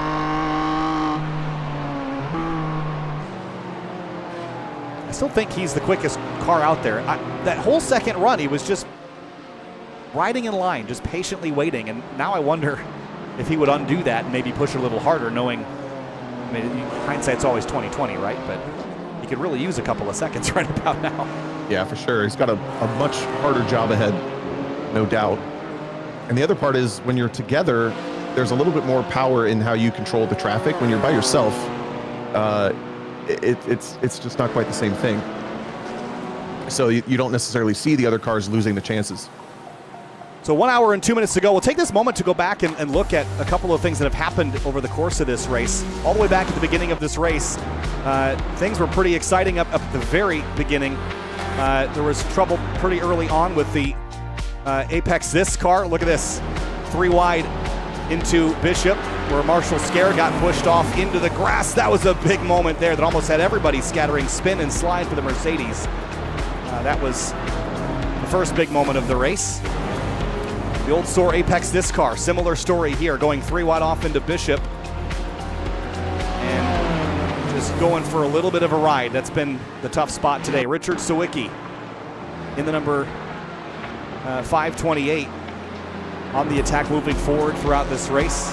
He went for a spin a little bit later, right there, and got back rolling. He runs 16th at the moment. Skidmark Endurance Racing, they had a big moment here. Not sure if this was the moment I was thinking of. This was Skidmark Endurance Racing 2. I think I was looking for this one. This is the incident. The 29, bam, big hit there with the number 69 of Emilio Moran. This was really the biggest crash here, Tom, and this was kind of a turning point for this 69 team. Yeah, pretty tough pill to swallow, but luckily that car did have a fast repair available. Back out for some fun, just continuing to run this race. Only one car retired so far. We saw this massive lunge from Andrew Hero down the inside. A hero move, maybe we'll call it. Yeah. Didn't work for him, though. It certainly didn't seem to. The Fat Boys team car got a little bit shuffled off by the Vice Motorsports machine a couple of times in a row. And this was a scary moment. The Zola racing car, Jordan Piazzolla, dodging and weaving. There goes, I think at the time that was Piero Pucci. Just very, very tight quarters there. Then this big moment from Vice Motorsports Zalos, Jay DeVries, charging turn 17, went for a big slide. Gathered up, lost the spot though. And then this was a turning point for the battle in BMW M2 CS. The 19 gathering up Austin Cobb, who was second in class. And then something similar a little while ago with the 13 Aston Martin, just getting bullied out of the way. And he has been a lot more protective over his space on the racetrack since then, Tom. That brings you up to speed over the last 2 hours, 1 hour yet to go. Things have been relatively quiet for the last 20 minutes. Pit stops will open if you want to get to the end in the next 10 minutes, let's say. Well, headlights are on now. So sunset has officially happened here, and you see the reflectors starting to reflect and show up now. Just guiding you around. There's a little bit of trackside lighting here, but mostly headlights will be doing the work by the end of this. Daniel Burbs has caught Brian Lemke again. Safe place in GT4, one of the TCR Hondas off to the left. The identical Mercedes been swapping blows for most of the race, actually. But it was the 15 car of Daniel Burbs that had a little bit of a hiccup a couple laps ago. It's taken him that time that we did the recap to get back to the back bumper. Ooh, it's the pit box again. Yeah, Amelia Moran missed the pit box, and I saw other cars that thought they were slow, but no, it was just Moran on pit road. So they're doing a driver swap. Tyler Porter getting back in this car. 58 minutes to go. Can they save 6 minutes worth of fuel, you think? I'm not sure. That's a tall order, but they are probably using a little less fuel than the front runners where they are, so maybe they will. I didn't think that they needed to come to pit road just yet. By the way, Jacob Stiverson, who was running second in TCR, is out, and I'm not exactly sure why. And it was long enough ago that I don't really have a great way to go back and look at it, Tom, but second place no longer running. Yeah, that was one of the Vice Motorsports cars. So right now in TCR, it's the Paddock TCR 22 car of Diego Del Real running pretty lonely first. Fat Boys, Austin Sams is in second, and then Vice Motorsports, their top running car is in third with the Team Zelos. That is the car we take a look at right now with the Pelican. And you're right, there was another one of the Hondas up there, and it looks like, I don't know if it's the 73 that potentially retired. Yeah, it was the 73, so I don't know exactly what happened to him, Tom, if you want to try to find that, but either way, it's too far back for me to easily look on the replay. But I'm leaning towards it was just a retirement versus an accident. I feel like we would have seen that. But maybe something happened that we didn't catch.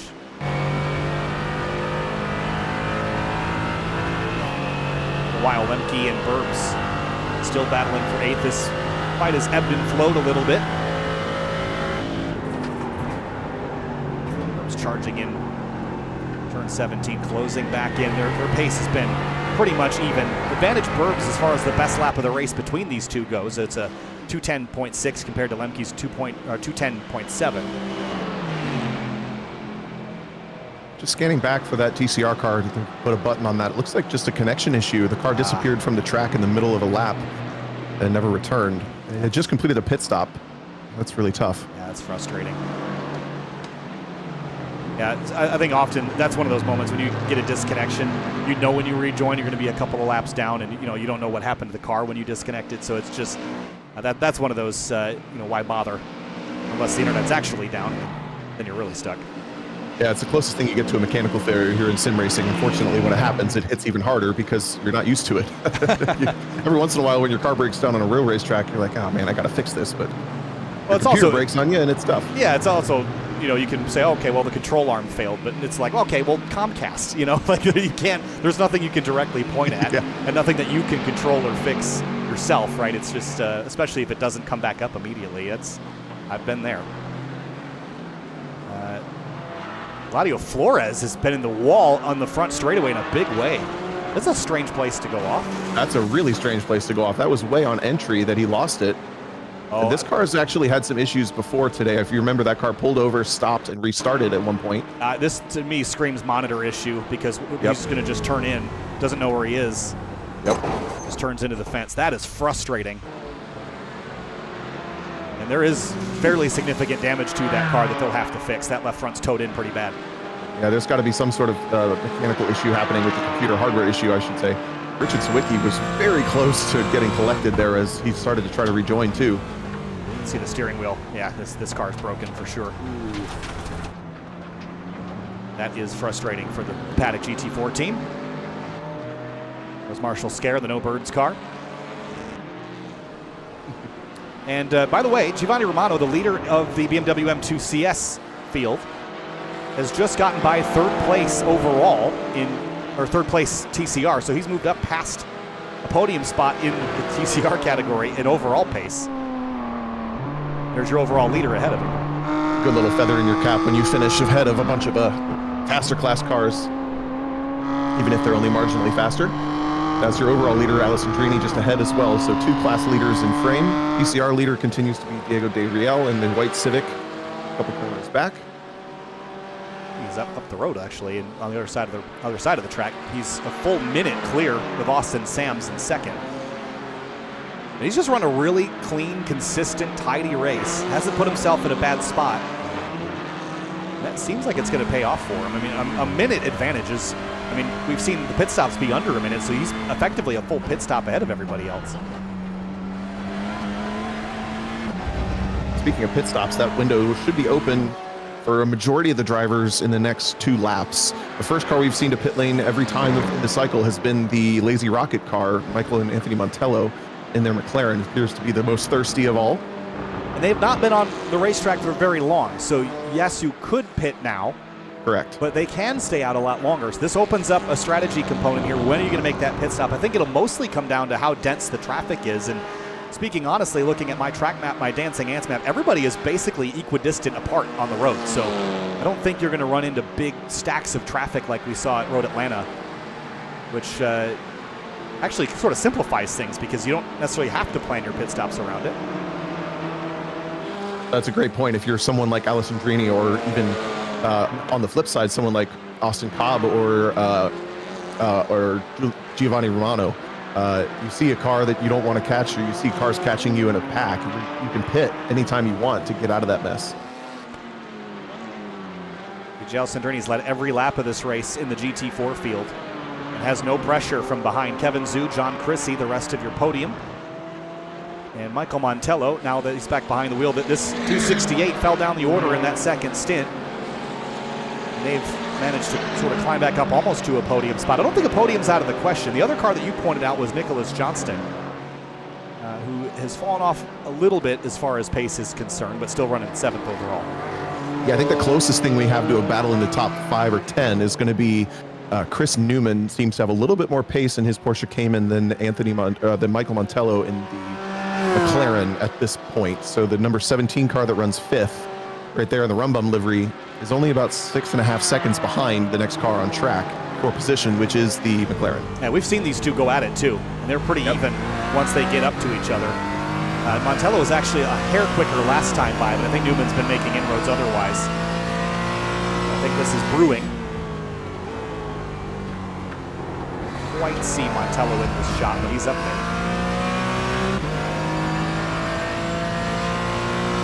And like I said, I mean, the field's pretty equidistant right now. My timing and scoring on my screen lights up red when there's drivers within a second. And there's only one group that's like that's Roman Bykov and Andrew Hero, because Bykov just made a mistake into 7, and here comes that Porsche to the inside. These two have been having a great battle off and on all day in this range of cars. Dwindled down to just the 2 of them now, the 13 and the number 4 of Hero. I'd like to see what potentially drew that, because they were more than a second apart. Was there contact? No, it just drives off in here really deep, just misses the braking point into the marbles, and just a mistake. Kept it on the track nicely. And the other thing that I didn't mention until now is there is an incident limit in this race. You get a drive-through penalty if you get 30 incident points, I should say, in the race. And there's a couple cars flirting in the 20s right now. The highest incident point is 28. for one of the TCR cars. So we're getting into that penalty range for a couple teams. I think Hero senses some weakness with Bykov's mistake there. Blood in the water for the Shark. And Bykov's been in this car since the drop of the green. Same with Hero. Out of line here into turn 17. Shallower entry for Hero. He's going to get bogged up by the 60, I think.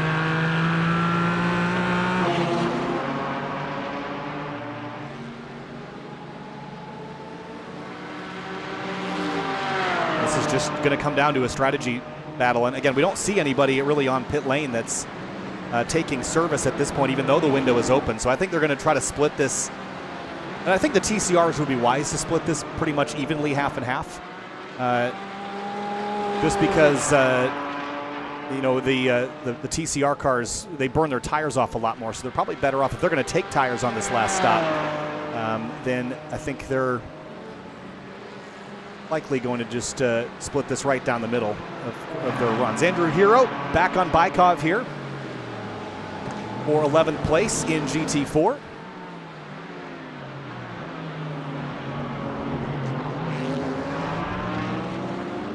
Accelerating up out of turn 7. This is the closest battle on the racetrack at the moment. Andrew Hero's day started 10th, fell back early, and he's been fighting all day to get back to where he started.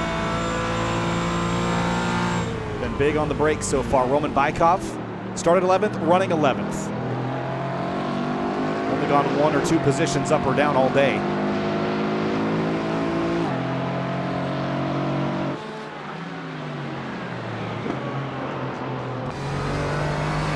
Bykov a little wide there at Tower Turn 2 to bring Hero back into this mix. Porsche versus Aston Martin.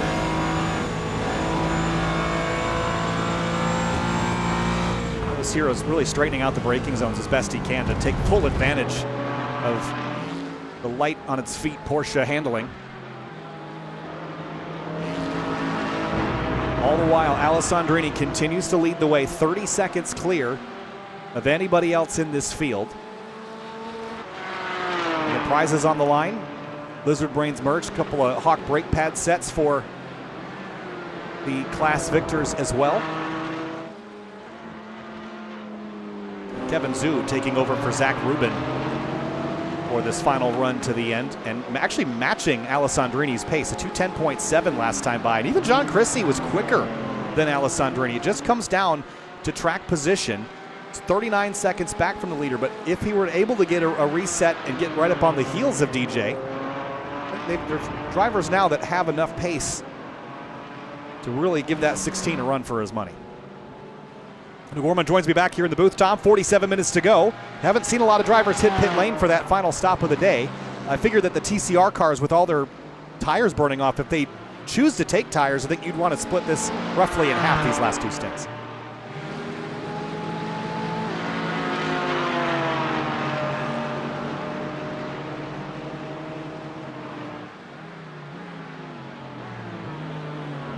Oh, I'm so sorry. I've just been going on and on. Well, to make my point again, the pit window is essentially open till the end of the race at this point. If you wanted to pit, you would make it to the checkered flag, but there are so many options, and yes, I think splitting it, especially for TCR right down the middle, makes the most sense, but there's so many options with what you can do here, as most of the cars have only done about a half a stint length, if maybe not closer to 3/4 of their fuel. Yeah, so it opens up a couple of choices and things, and this battle on the racetrack is the fiercest one we've been able to watch. It's Bykov and Hero. And we've seen Hero be really aggressive on the brakes. I noticed last time through Bishop, he was washing out wide to sort of set up for a straighter braking zone into the S's here. He's not going to do it so much this time, but really trying to take advantage of how deep he is able to get on the binders. Aston Martin is a very momentum-driven car as well. It floats nicely. You can see the good momentum there through turns 14 and 15 as the pit stops maybe just starting for 5th place in TCR. That's the Fonky Sports Motorsports Sim Sports Racing powered by Bud Car on Winston Tucker on the pit lane. And that's the first driver we've seen bite, and so he'll be done. He'll be done with pit stops now, running to the end of this race. Fez Bobber and Mark Kruger going at it for 18th in GT4. And Kruger was 3 seconds quicker last time, and you see the brakes glowing on that Aston Martin. So maybe feeling some pressure. So doing a good job. And the last part about the pit strategy that I think maybe we're thinking about is the amount of fuel that's in the car. If you were to drive all the way to the end of your fuel now, you don't have to fill all the way up. As on the flip side of that, the TCR car that we just saw come through the pit stop, through the pits, will have a full tank of fuel. So that's going to be a disadvantage if you're in a close battle like this one. Yeah. Hero and Bykov are still very tight. This is where Hero, he got a nice launch out of 5, but he's been so aggressive. Thomas Lathrop's also on pit lane, so he'll be the next to break, this time from the GT4 category. See if Hero is going to go for a big lunge. This has been his sort of move that he's done today, but not that time. No Hero move this time. No. Thinks better of it. That Aston is pretty strong, but I think if we look at the standings, the Porsche is probably the strongest car available in GT4, as the majority of the top 5 are Porsches. Does seem that way. You know, and that's actually a little bit of a surprise, because to me, Sebring seems like, you know, we got some low-speed digs and some high-speed sections and some downforce areas. It doesn't seem to me that, as we watch Kruger take a look at Bobber here into 17, that the Porsche would be the best horse for this course. I think I'd want something with a bit more grunt, but the direction changeability at all speeds and the nimbleness of it, the ability to you know, get down at 20 miles an hour and turn on a dime, and the mid-engine balance of this car really seems to be giving it a leg up. Yeah, and with the obviously the way that sim racing works versus real life, you can kind of pick which one you want. You don't just own the one that you have. Right. You have all 5 to pick from. So it's very practical to just drive all of them and find out that the Porsche is the quickest. We had a number of practice sessions leading up to this race, and a number of drivers sampling different classes and different cars. Yeah. And Looks like Kruger is struggling now that he's gotten to the back bumper of Fez Baber. Yeah, took a swing at him, couldn't complete that pass. Hearing that Jacob Stiverson, who was our second place runner, Vice Motorsports Orion car, spun in the S's and had 7 minutes of damage, but unchecked the quick repair. And so that effectively took him out of the fight. That explains that, though. Didn't catch that, unfortunately. Will end a very strong run. That did promote the Fat Boys car up to P2 in TCR. Pretty lonely there, 1 minute and 7 behind Diego Del Real, and a long ways ahead of P3, about 15 seconds ahead of Jay DeVries. Austin Cobb, we talked about his charge back forward in the M2CS class.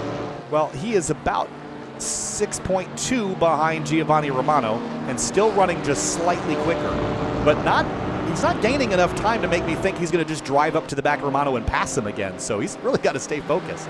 Yeah, it's going to take him the rest of this race to get back, if he even gets back to Romano, which is heartbreaking because he didn't fall back on his own accord. He got taken out, but that's the way it goes sometimes, and he's going to need every second of this race. Yeah, and that would be a huge upset, because we looked at the practice and qualifying times, and it seemed almost a foregone conclusion that Cobb would just drive away from everybody. But that second stint, he chose to stay behind a huge-ass car, got caught up with a GT4, and has since put him on the back foot and on the attack here. Here's Hero on the attack, speaking of, on Roman Bykov. These two have just been dominating the cameras as of late because they have just been scrapping.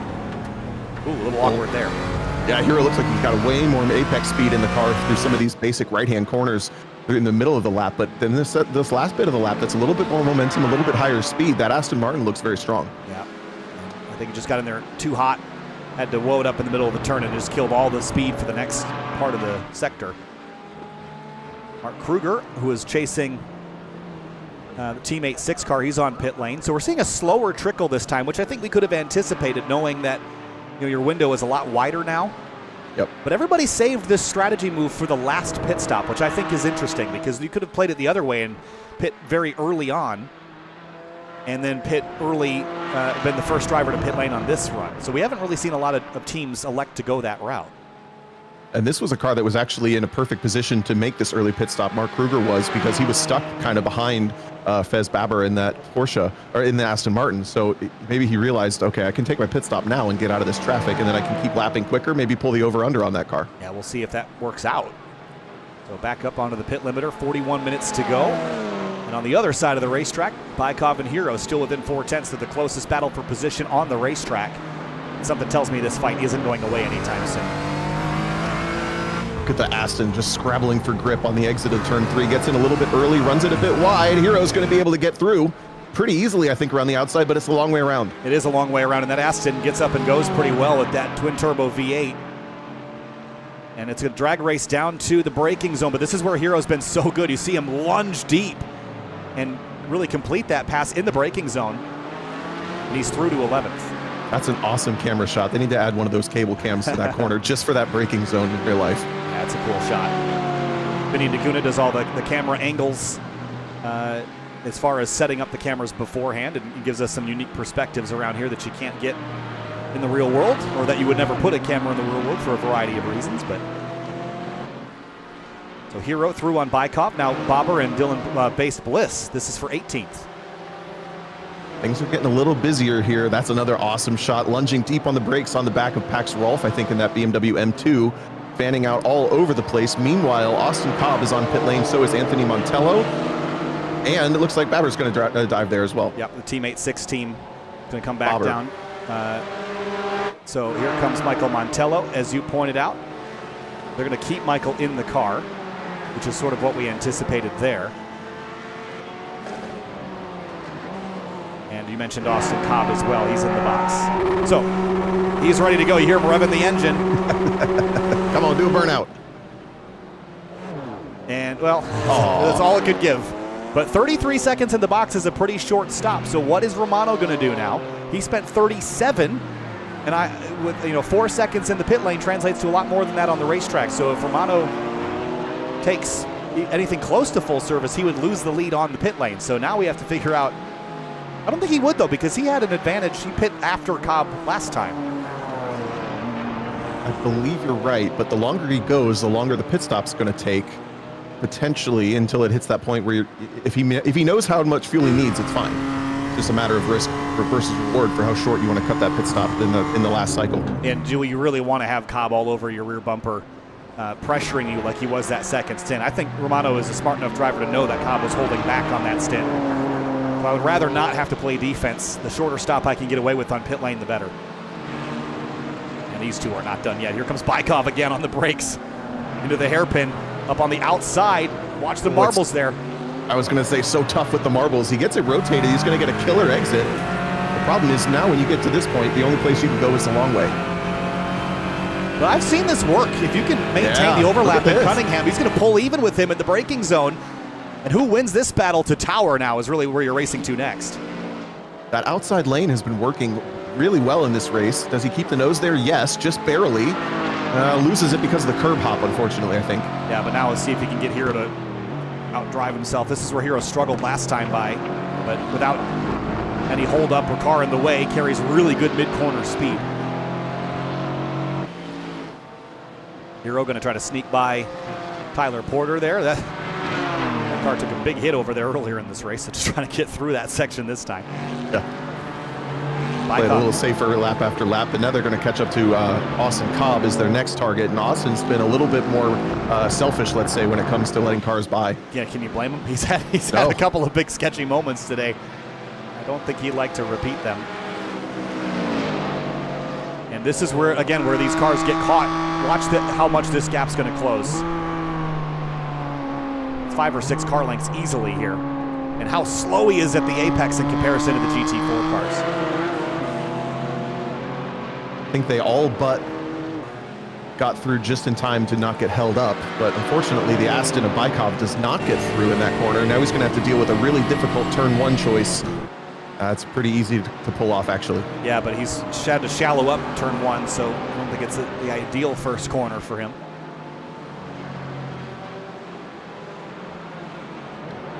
As quickly as that fired off, it's fizzled.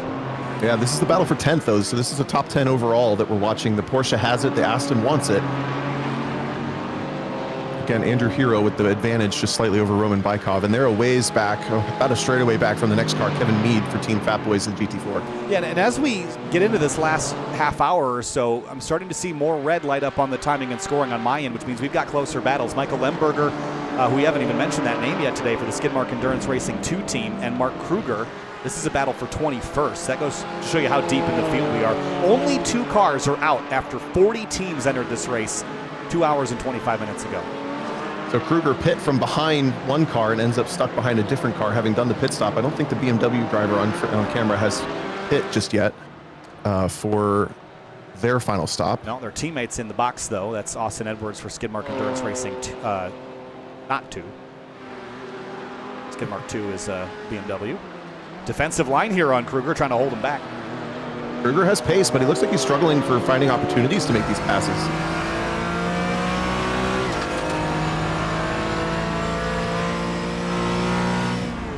Pit stops on the left-hand side there. Anyone that's made 3 or more is done, likely. Not very many of those. No, not a lot. And that makes things interesting to me because it's going to be a pretty mad dash in the last half hour of this race. I don't think you'll be taking tires at this point. You have likely will have set yourself up if you knew this was going to be a short stop. Now, these cars are not set up, to take really fast tire changes. So, you're going to want to only take tires once. They've likely already done that. And that may have been an advantage, a potential opportunity to kind of get that sweet spot where you took just enough fuel to take the tires as well. Versus if these drivers that are pushing it all the way to the very end, side by side for a moment here, Kruger's thinks going to get by before the braking zone. To finish the thought, though, if you push it all the way to the end, it's not worth taking the tires because it takes extra time. Right.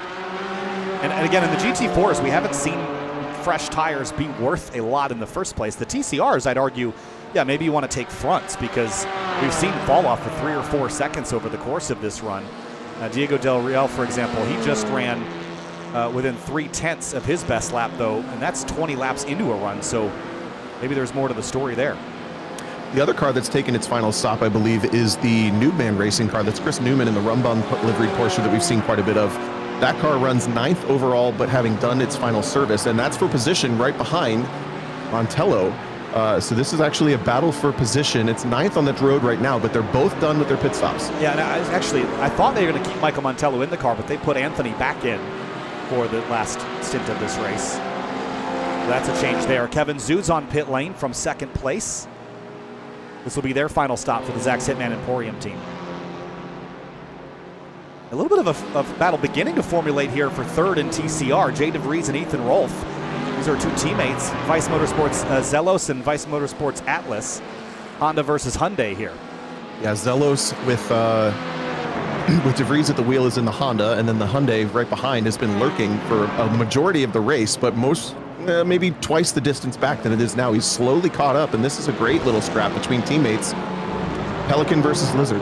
Yeah, and they've got some traffic behind them that's out of class that's likely going to get by them here, so it'll mix things up. One of those cars is Andrew Hero, who we've seen be pretty optimistic on the brakes, so this could be a pretty interesting fight to watch. Here comes a couple of those Mercedes AMG, that remember what? Jonathan Crane in the bright purple one. Thank you. They're both going to get through on the entry of the Hyundai. So half the job done. The Vice Motorsports Atlas, Ethan Rolfe at the wheel, and Hero is going to dive for that final pit stop. Yep, and Mike Lear and Lemke are on pit lane. It was a pretty efficient pass for Rolfe. He didn't really lose any time compared to his teammate, but a lot of time lost there. Some side-by-side. We heard Rolfe catch the fence in turn 1. That was really hairy stuff for Jay DeVries. He could have easily ended his race very quickly there with Jonathan Crane trying to come through. Oh! Crane not paying attention, turns in on the Hyundai. Yeah, that was a little... I mean, the Mercedes sort of missed the corner because of that battle, and Rolfe isn't going to wait around, so he went for the apex, and that disagreement's going to cost them both time. Kind of been a storyline of this entire race is cars when they get the rhythm upset, they kind of get a little bit off pace, they get a little bit offline, and it takes them a couple of corners to get back in the rhythm of things, especially now with how dirty it is. Look, he just couldn't get the car in, wasn't really paying attention to what was going on, and turned in. Yeah, it almost looked to me like the 14 could have misread that as him giving up the corner, but that wasn't what was happening there. Pit lane is a busy place right now, but we'll catch you up on anything important here. Somehow, Rolfe really didn't lose all that much time because we saw the Mercedes go up the road and then now get by DeVries, so it hasn't helped all that much, but it didn't hurt that much either. Yeah, kind of interrupted both of their races equally, to be honest, and this is looking back at a couple of our leaders. One car has pitted, one car has not. Nick Johnston in the BMW has not completed his final pit stop yet, and that BMW is pretty good on fuel, so he may still be out for a while.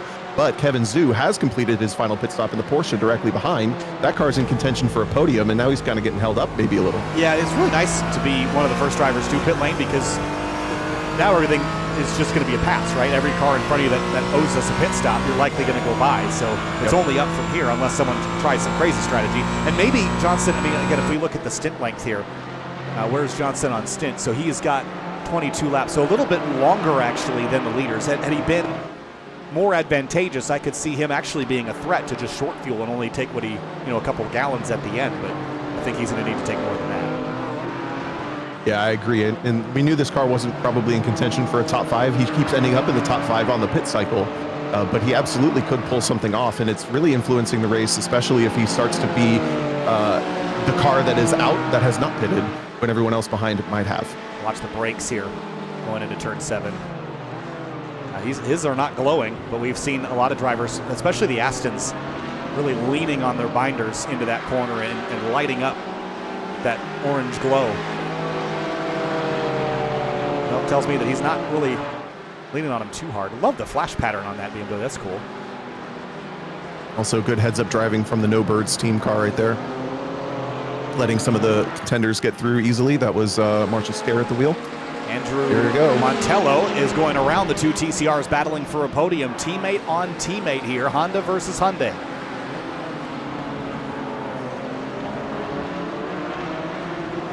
This is game on. And honestly, Ethan Rolfe has been much quicker. But you see, the ebb and flow of this is a lot more than I would have thought. Like, they're gaining and losing multiple tenths every sector. So it's a little bit more of an unpredictable fight than I was anticipating between these two. Yeah, and I'm sure that's mostly down to traffic when it comes through. Giveth and taketh away, of course, as they say. But I don't know if there's much difference between that Hyundai and the Honda to deal with this still being a multi-make class. I think they're pretty similar, though, unlike GT4, where we have pretty big personalities on the cars. Yeah, I think he means it, though. Yeah, I think it comes down to the differences between the GT4 cars. You just see a lot more, completely different engine layouts and displacements, and front versus mid-engine, where these TCRs are mostly all 4-cylinder turbo, front drive cars. So fundamentally, they're pretty similar. Yep. Although I will say they missed one detail of the Hyundai. It doesn't smoke all the time. That's a feature on the road cars too, real quick, coming out of the pit lane. Yeah, you just flashed to it. Jack Chrissy just popped out in front of Kevin Zhu from his pit stop, and they're both behind Nick Johnston, who has not yet pit. Yeah, so that's a very interesting battle. And this is something we saw coming. Remember, John Chrissy got shuffled back, with a spin earlier in the race, and it took him a while to earn those positions back. But with a little bit of pit strategy, he's put himself back into contention for second overall. And in fact, I would say we are watching the battle for second once all the pit stops cycle through. Nick Johnston a little bit slow off of the turn 7 hairpin, but Kevin Zhu, for the first time in his entire stint of this race, is going to have a race on his hands. Yeah, he's been sort of a lonely second place, way back behind E.J. Alessandrini, but now he's got something to chase, something to go after. That'll light your fire a bit in the last half hour of a race. And if you didn't catch the pit out, they came out. I mean, John Chrissy barely made it stick as they came out of the pit lane. He basically slotted into the gap that he sits in right now. It was that close. So that was a pass for position that final pit cycle just gifted us. Gifted John Chrissy. Yep, so the two leaders in GT4, Alessandrini and Johnson, owe us a pit stop. Johnson's going to get put offline here. This is tight contact here, and the BMW is going to go for a ride out into the marbles as the two Porsches shuffle their way through. That was really tough, and Johnston knows that he's not in position for these cars right now. He knows he has to pit, but he's still going to make them work for it as he flashes displeasure at them. Yeah, that was John absolutely forced his way in there, but I thought the overlap was fair, so maybe a little bit of a bump and rub there, bump and grind, but now it's between these two to battle it out for second. They're 1 minute and 34 behind DJ, so they're not going to pass him unless DJ gets a pit lane speeding penalty or something of the sort. Unlikely.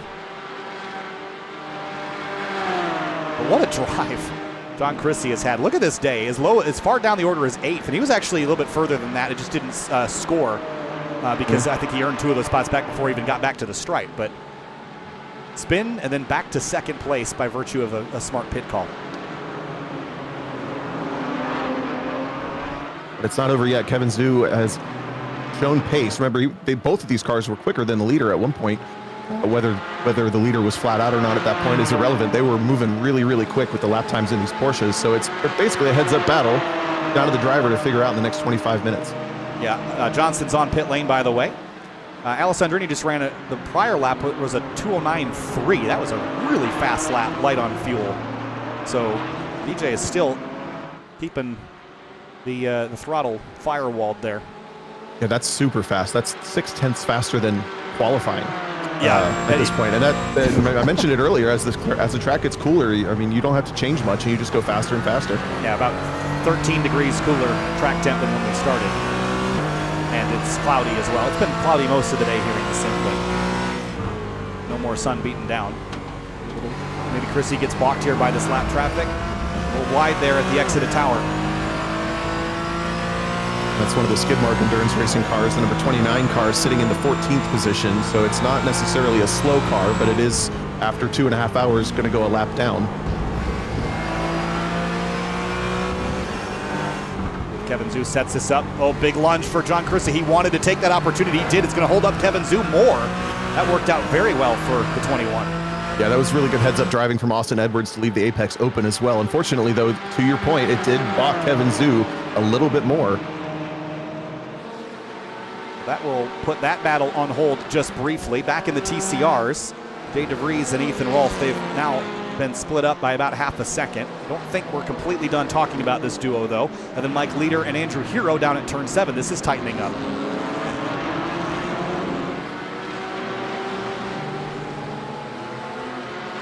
We're to the outside of our, I can't even say it, Sim Sports, Esports, Racing, Sports Car Racing team. You got it. Yeah. Nailed it. Mad Badger Autosport. Side by side for second in GT4. Here comes Kevin Zhu to the outside. I think they were working through some traffic, Tom, and it just lit the fuse on this again. Oh, and Chrissy's on the back foot just a little bit. Look at him barely make it for turn 4. Now into turn 5, he's going to get a great exit, though. Zhu lost the opportunity, but that's not the last opportunity he's going to get, I don't think. Yeah, this all happened going into turn 1. Let's go back up a little bit further. Actually, out of 17, it pulled Zhu right alongside Chrissy. They went door to door through turn 1, and we cut back to it right as they were sort of finishing the job. Zhu got a really big slingshot around the outside. He just couldn't quite complete the thought before the brake zone for turn 3. But I think Zhu has the faster car between the two. Chrissy's been through a whole heck of a lot today, so that doesn't surprise me that he might be. Marshall's scared. You see him get turned sideways off the nose of Sawicki. That thing was, wow. That was broadside to the wind, and he's going to spin. That was almost saved, but Sawicki going for the bump trap just loosened him up a little bit. Almost pushed him right off the track. I mean, he had that thing.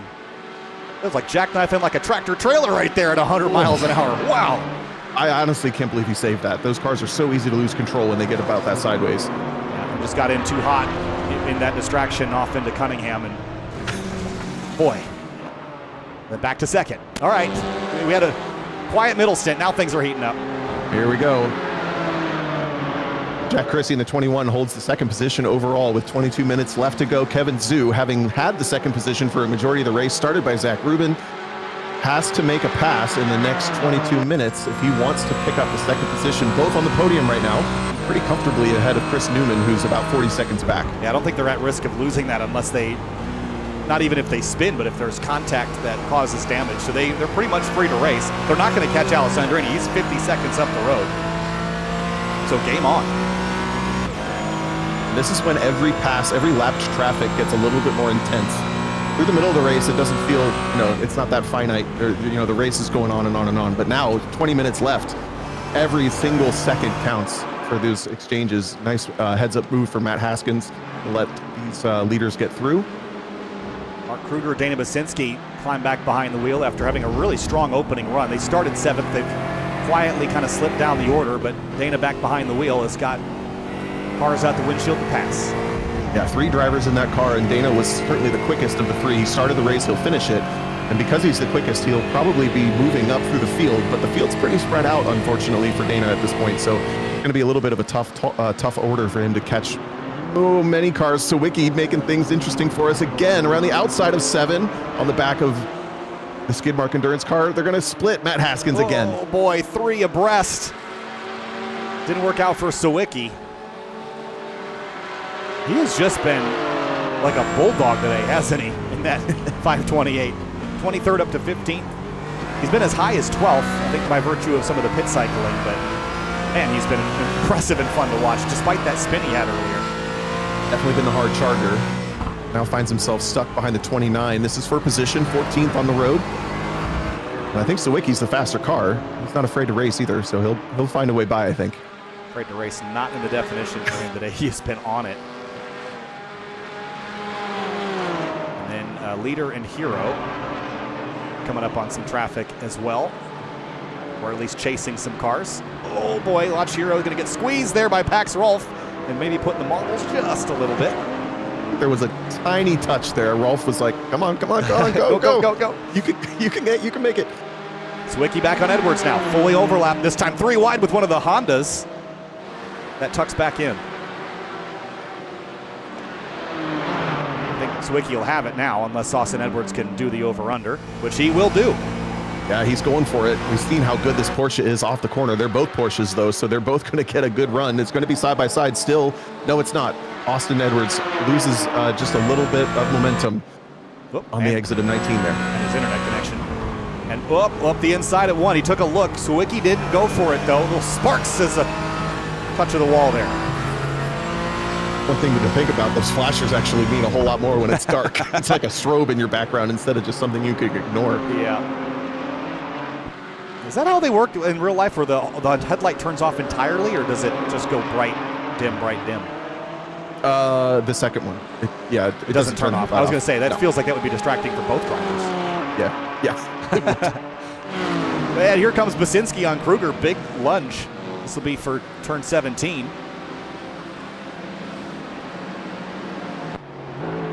Try to cover off the over-under here on Kruger, and he'll do that nicely. And back to TCR. Jay DeVries and Ethan Rolfe, 4/10 apart. So close. They're just absolutely scrapping on lap time right now. And if this goes side by side, they're going to be side by side for a while, because TCRs just love to race like that. But once, just trying to see if you can hear any sort of difference between these two cars. But it looks like the Honda still has a little bit of a straight line advantage, maybe a little bit of power advantage off the corners. But I think Ethan Rolfe's the faster car. Yeah, he has been, but not consistently enough to really get to or past Jay DeVries. As soon as he gets there, he gets held up or caught up or makes a mistake. But there, that's a nice gain. Yeah, clunky turn 5 for DeVries in the 37. Now his teammate all over the flashers behind him. Gets a sniff of the draft up above 130 miles an hour. They're going to be hard on the brakes in a moment. Does he go for it? No. Teammates, so they're trying to play nice. Yeah, I suppose, but as this timer ticks down, I'm less and less inclined to sit nose to tail in a braking zone.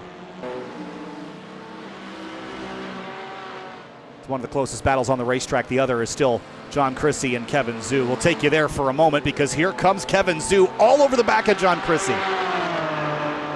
Chrissy's feeling the pressure. He opens up the entry just at the last minute. I don't think Zhu's going to have the move. No, he doesn't. Not this time. This is a great fight here. How long before you start getting slick? Before you start trying to deceive from the rear gunner position like this? Yeah, Chrissy seems to be struggling in that sequence of corners, turns 3 to 5. If Kevin Zhu can make an opportunistic move to turn 7, here's a move for third. Woo! And he got him. He slid the Hyundai right across the nose of the Honda. Rolfe takes third place away from his Vice Motorsports teammate. Now does DeVries have any speed left in the Honda to bring it back, or is the Hyundai just going to drive away? Looks like he's going to come back at it. Yeah. He said, you flashing me, I'm going to flash you back. Look at the drive that the Honda gets. I think we're seeing the advantage now. Might be the straight line for the Honda. Into the braking zone on the outside of 17. Compromise the 14 car. Can he tuck underneath? Grabbing second for just a moment, then up to third. Fourth, a little bit of rev limiter even, trying to get a run. He's got a little bit of one. I don't think he's going to get there this lap. No. But this battle's far from over between these two.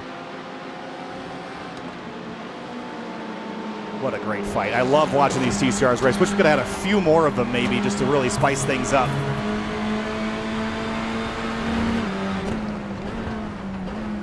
So maybe Ethan get in there a little hot. No, he didn't. The Hyundai's just pretty good at getting rotated in. Oh, a little wide there. Missed that by a lot. Here comes Jay DeVries. Drag race down to turn 7. He's got to go the long way around, but we know that the Honda has pretty good power. Little mistake from the Hyundai for a podium on TCR. Here we go. Braking duel. A Honda blinks first. Side by side into the marbles, though. That's a tough line to hold, but he does it somehow. And the 15 of the Paddock GT4 team is going to have to watch all this from their vantage point. And here comes the overall race leader. What's DJ going to do? Luckily, he can be very, very patient, but there was another Mercedes in there that made things awkward. There was side-to-side contact between the two TCR cars as we thought they were going to go 3 wide. Now we're still side by side through turn 11 and 12. De Vries takes the position back. And DJ will see that opportunity to go up the outside. It's not what Ethan wanted to see. DJ actually is backing off and letting them race. That's respectful there, but now it fizzles again. And Ethan had that position for all of half a lap. How frustrating is that? Now he's going to get split by these GT4 cars just a little bit, so he's going to have to work to get back. Looks like Jay De Vries is a little bit more of a fighter when it comes to the moment of truth. Yeah, definitely wasn't willing to give in or give up. Although this lap, the Hyundai's got a really nice run. Rolf behind the wheel of that Hyundai. Also, shout out to Jay De Vries. He did delivery on all the Vice Motorsports cars. He also did delivery on DJ's car. Great graphic designer there. Sure. All right, 1 Mercedes through, 2 Mercedes through. The Hyundai's going to go for it. Oh, big float for De Vries. Still side by side there for a moment. Quickly checking in. Okay, that was a pit stop. I saw Eladio Flores was stopped. I wasn't sure if it was on track or off. But the more these drivers fight, the more it seems to stay the same, doesn't it? That 14 is having a really hard time getting things to stick. And he actually got kind of shuffled there by that Aston. He's going to run way out into the dirt. Just behind these two is the overall leader in M2s. Giovanni Romano. Oh, no, it is Austin Cobb right behind, trying to get his way back. Sorry. Yeah, and so just for reference, I don't know how this happened. I don't either. But Austin Cobb is down the order quite a ways from, because he was only 6 seconds behind Romano. Yeah, now it's more like 20. Yeah. I think. We missed something there. Here's Nicholas Johnson and Lemke. This is for 6th. And things are really heating up. And for 2nd, here's that battle. Chrissy and Zhu side by side. Zhu going for the outside, opens it up big time. There's still a little bit of overlap at the apex. Chrissy has to slow down just a bit more than Zhu does. Zhu's going to have the run around the slingshot. No. Has to start back in line. And they're saving all the action for the last couple of minutes here. That's fizzled. Let's go back to this one. Johnson and Lemke, nose to tail. Goal for a top 10. That is a giant BMW to try to figure out a way by. Like trying to pass an aircraft carrier. It's really trying to set up the backstretch here. Yeah, that was a huge amount of angle. That's a Richard Sawicki entry right there. Yep. Didn't seem to do a lot for him, though. I mean, all the gains that come way at the end of the straightaway. I don't think he, maybe just a little bit too much.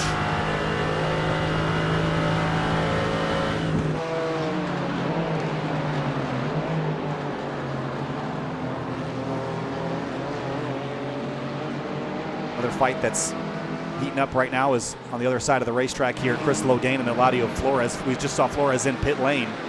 This is for 20th spot, Lackluster versus the Paddock.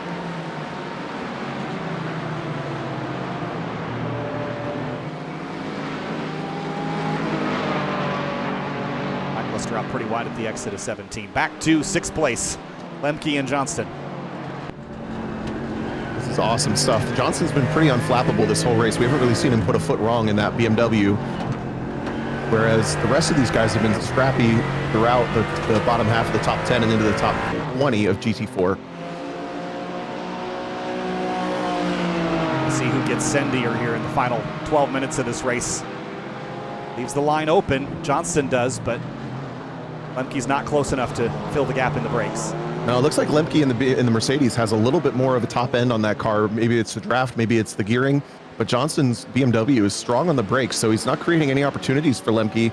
Lemke's going to have to find a long way around somewhere, hunting for it. Johnston's going to protect. This outside of 10 has been working. Oh boy, has it. Driver's left now for this big curb jump.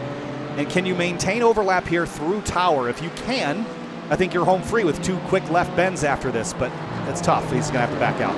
Yeah, the outside of Tower is way more difficult, the corner we just came through, than the outside of the previous corner. And it leads you onto this proper straightaway now, so the BMW is going to resume the point for at least a couple more corners. I think the best advantage at this point for this lap anyway will be turn 17. You can get a good run. So close to the tailpipes of that BMW. Doesn't leave you a lot of margin for error if that BMW stomps on the binders at a fraction of a second earlier. But again, this big setup, I think it's costing him time, and he'll note that this time. That you can tell when you've gone out too wide and it's costing you. Yep, the first time it's, well, maybe I can do that better. The second time it's, nope, I just don't need to do that at all. Yeah. He's put himself pretty far back from Johnston, but there are a couple lap traffic ahead. The Stana Basinski is pulling away, and then one TCR driver, I think that's the third place car, maybe second place car from Team Fat Boys with Austin Sams at the wheel. It is the second place car, and Sams will stay tucked really far to the right. He does not want to throw away a P2 to get involved in a sixth place GT4 fight. Under 10 minutes to go. Here comes Lemke to the outside.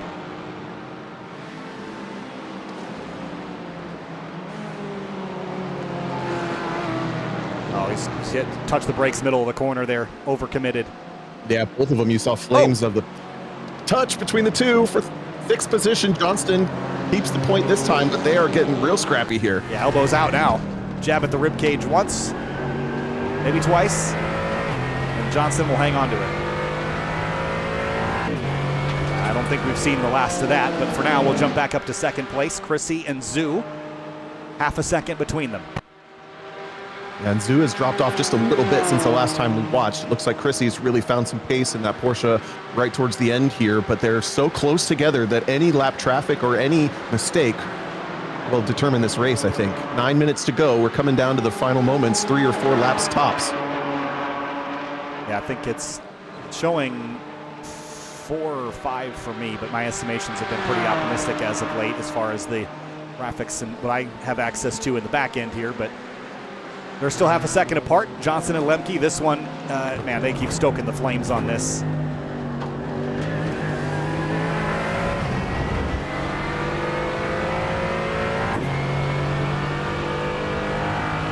Yeah, really curious what happened to Cobb. He was for sure on a trajectory to at least run Romano down. Not sure if he got turned around somewhere else that we didn't see, but he's not really in contention for the win anymore, just a second place. And if Lemke could just clean up 16, I think he would quit losing so much time, but he's washing out so wide to try to build this run that it's just costing him 2 or 3 tenths every time he does that. He's going to get 3 or 4 more chances to fix it at this point. I'm just scanning back for Cobb. It doesn't look like anything particular happened. He doesn't have an outlier slow lap or anything, other than the pit cycle potentially just slowed him down. And he did have quite a bit of traffic on his in lap, but that's about it. Oh, maybe that was because we had surmised that perhaps the huge-ass car was going to take less fuel. It was 27 seconds in the box. There's your gain. They spent 6 less seconds in the pit lane, which we just didn't keep up with that when they hit the box. That's all. They really nailed the strategy on this one. Yeah, and here we go back to 6. Johnston still protecting from Lemke as they get by some easier lap traffic. Yeah, this is going to get really good the last few minutes, I think, because at some point, if you're Lemke, you're going to stop pulling your punches. You just got to go. He does appear quicker. Sometimes that seems to be the GT racing effect where the guy chasing is always faster. Yeah. Again, like I said, Johnston's just not really making mistakes. Even when he gets hung out like that or makes little bits of pressure put on him, he's just not stepping wrong. He's putting that car exactly where it needs to be every single time Lemke has a thought. I don't know if there might have been a little contact there, giving him a bit of a push from behind into turn 7. All behind this, 14 seconds behind this. Daniel Burbs and Adrian Adams are pretty tightly aligned, but we'll keep our eyes focused on this one.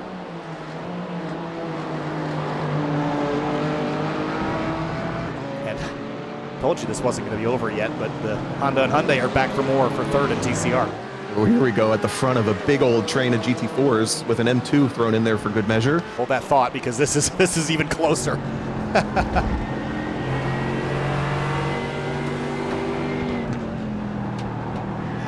There we go. There's better. A little bit better run for Lemke. No! He's going to lose it. Too much, and he spins. And that battle is heartbreak. over. He's middle of the road, too. And not only will he lose that battle, he's going to lose more spots because Burbs and Adams are going to come out from turn 16 and likely get by him here. Yep. So a sigh of relief for Johnston. No longer pressure, probably for the remainder of the race, but we still have that battle for second overall in GT4 and the battle for third in TCR to think about. There's the Condor car of Thomas Lathrop back to 13th after his spin. That was in contact with the wall. That cost him a lot. That was a top 5 run, I think, going for Lathrop. That was just all put in the trash pretty quickly, and that's so frustrating when you know you had the pace for more. This is 15th place. Austin Edwards and Marshall Scare. Big crossovers happening back here.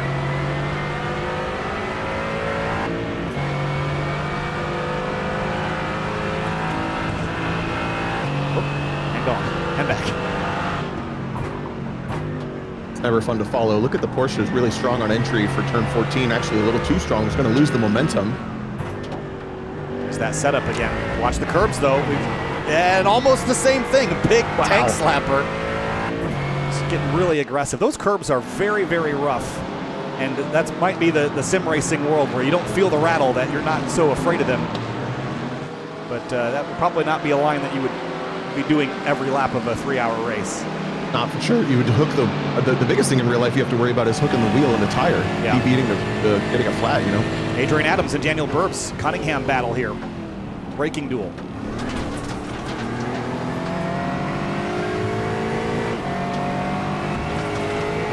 It's dark out too. Very dark. I didn't realize we were going to go this late into the simulated night, but this battle for 7th is great. Stuck behind a TCR. I think that's your TCR leader. It might be second place. That's second place. Sam's, yep. Got that white too banner. wide even is a little bit hairy. Get through clean. Especially for the TCRs. I mean, they've got downforce, but at high speed, if you get that push that, depending on the setup, you get, it's a scary place to be off the racing line.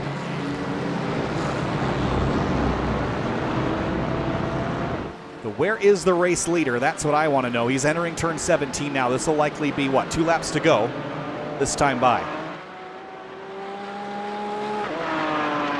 He hasn't gotten himself much camera time today, has DJ Alessandrini, but he's basically led from the drop of the green flag, pulled a 2-second lead on the very first lap and hasn't looked back since. But every lap. And we really thought a full course caution was an inevitability, but these guys have raced so clean.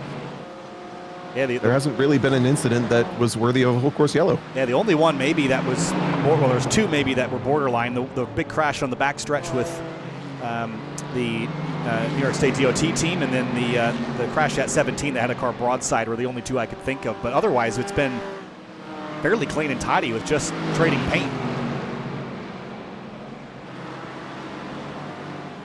And Edwards and Scare going back at it again. These 2 have just been on it the last few. Porsche got up and away pretty well, huh? Yeah, it's again, we watched it on the in-car video maybe an hour ago on turn 17. You heard how early the Porsche was able to get on throttle and just rocket out of that corner. Similar with all the corners, really. It's not necessarily that it has power to put power down. It's just that it can put the power down so early relative to some of the other cars. They get these really good exits, although this time Austin Scare in the Mercedes looks to have gotten a pretty good run off the back of turn 17.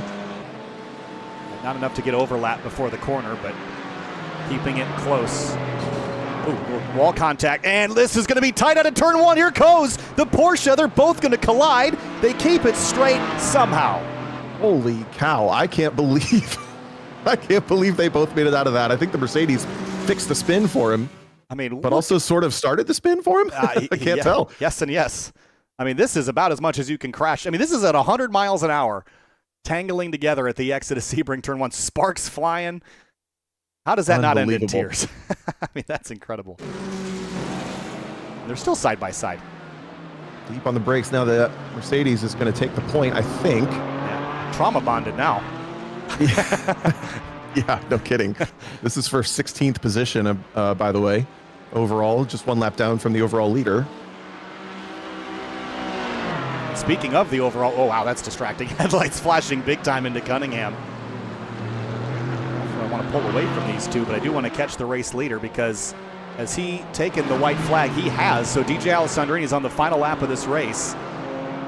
And there are plenty of battles left to sort, including this one. Mike Leader, Brian Lemke, Mercedes versus Porsche here. And ahead of them, wow, that was dicey between, I think that was Kruger and whoever he's fighting.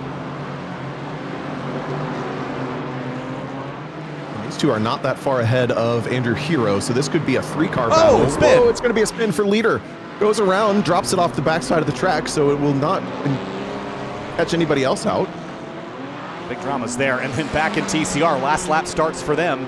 De Vries and Rolf, less than half a second between them. Austin Cobb watching that from behind. A little wall contact. This class still being led by Diego Del Real, who's actually coming up on nearly being able to lap these two. Just starting his final white flag lap, but this battle for third is awesome between the teammates Jay De Vries and Ethan Rolf in the Hyundai. Oh, here we go. This is going to be a battle for 8th place. Who's going to win this? Lemke's got his tires in the grass. Woohoo! Last lap battle for 8th place. Crossover, he's going to get it throttled down earlier and sooner, side by side towards Bishop Bend. That was beautiful. Now he's got the preferred line actually into the next corner as well. They're both going to go flat out through Bishops here into the turns to 15-16 sequence, and he's easily going to take the point. He's got it. All the while, DJ Alessandrini, from the drop of the green flag, we knew he was going to be one to beat, and he didn't leave anything on the table. No opportunity, no nothing for anybody else. 3 hours at Sebring, and the number 16 Porsche leads all of them. Checkered flag, the Lizard Brains podcast. 3 hours of Sebring is going to go to DJ Alessandrini, Tom. And he just barely misses putting Nick Johnston a lap down. I think Johnston's going to get in their lap, but just congratulations to Alessandrini. He put in a ton of work for this race, probably close to 10 hours of testing for fuels and tires and putting in laps together for people he coaches and everything. So it just feels good. Even if he didn't have a lot of challenge to win this race, he worked really hard to win this race. And Giovanni Romano, this is probably the upset of the day, I'd say. We all anticipated Austin Cobb being the one to beat, but strategy and pace put Giovanni Romano and huge ass white team out ahead, and blue and yellow gets the white and black checkered flag. The 99 huge ass team and Giovanni Romano win the BMW M2 CS Cup category here at Sebring. Job well done there. And then with a couple of corners to go, Diego Del Real in a similar way to DJ Alessandrini from flag to flag. No challenge from behind. One more corner to go. I was keeping tabs on the third place battle. They just took the checkered, and it was no change for position. Hyundai driver of Ethan Rolf not quite able to complete the pass on Jay De Vries. He'll hold down third. And here comes your winner, Diego Del Real. Don't have to make the passes if you start out front and stay out front. Diego Del Real flashes the headlights, winner of the TCR category. The Lizard Brains podcast 3-hour event. And with that, most of the field has taken the checkers. What a race. There was a lot to that, and it got spicy right at the end. That middle stint, certainly there was a lot of brewing for that excellent caffeine rush we had there in the last 25 minutes or so. But boy, we were in for a treat for sure. No kidding. And what a high quality race. I mean, very, very few incidents, very, very few pieces of contact, almost no big incidents at all. And the field was just super, super high quality. DJ Alessandrini taking the win by nearly a minute over John Chrissy, who had probably the most dramatic finish of any of our top runners.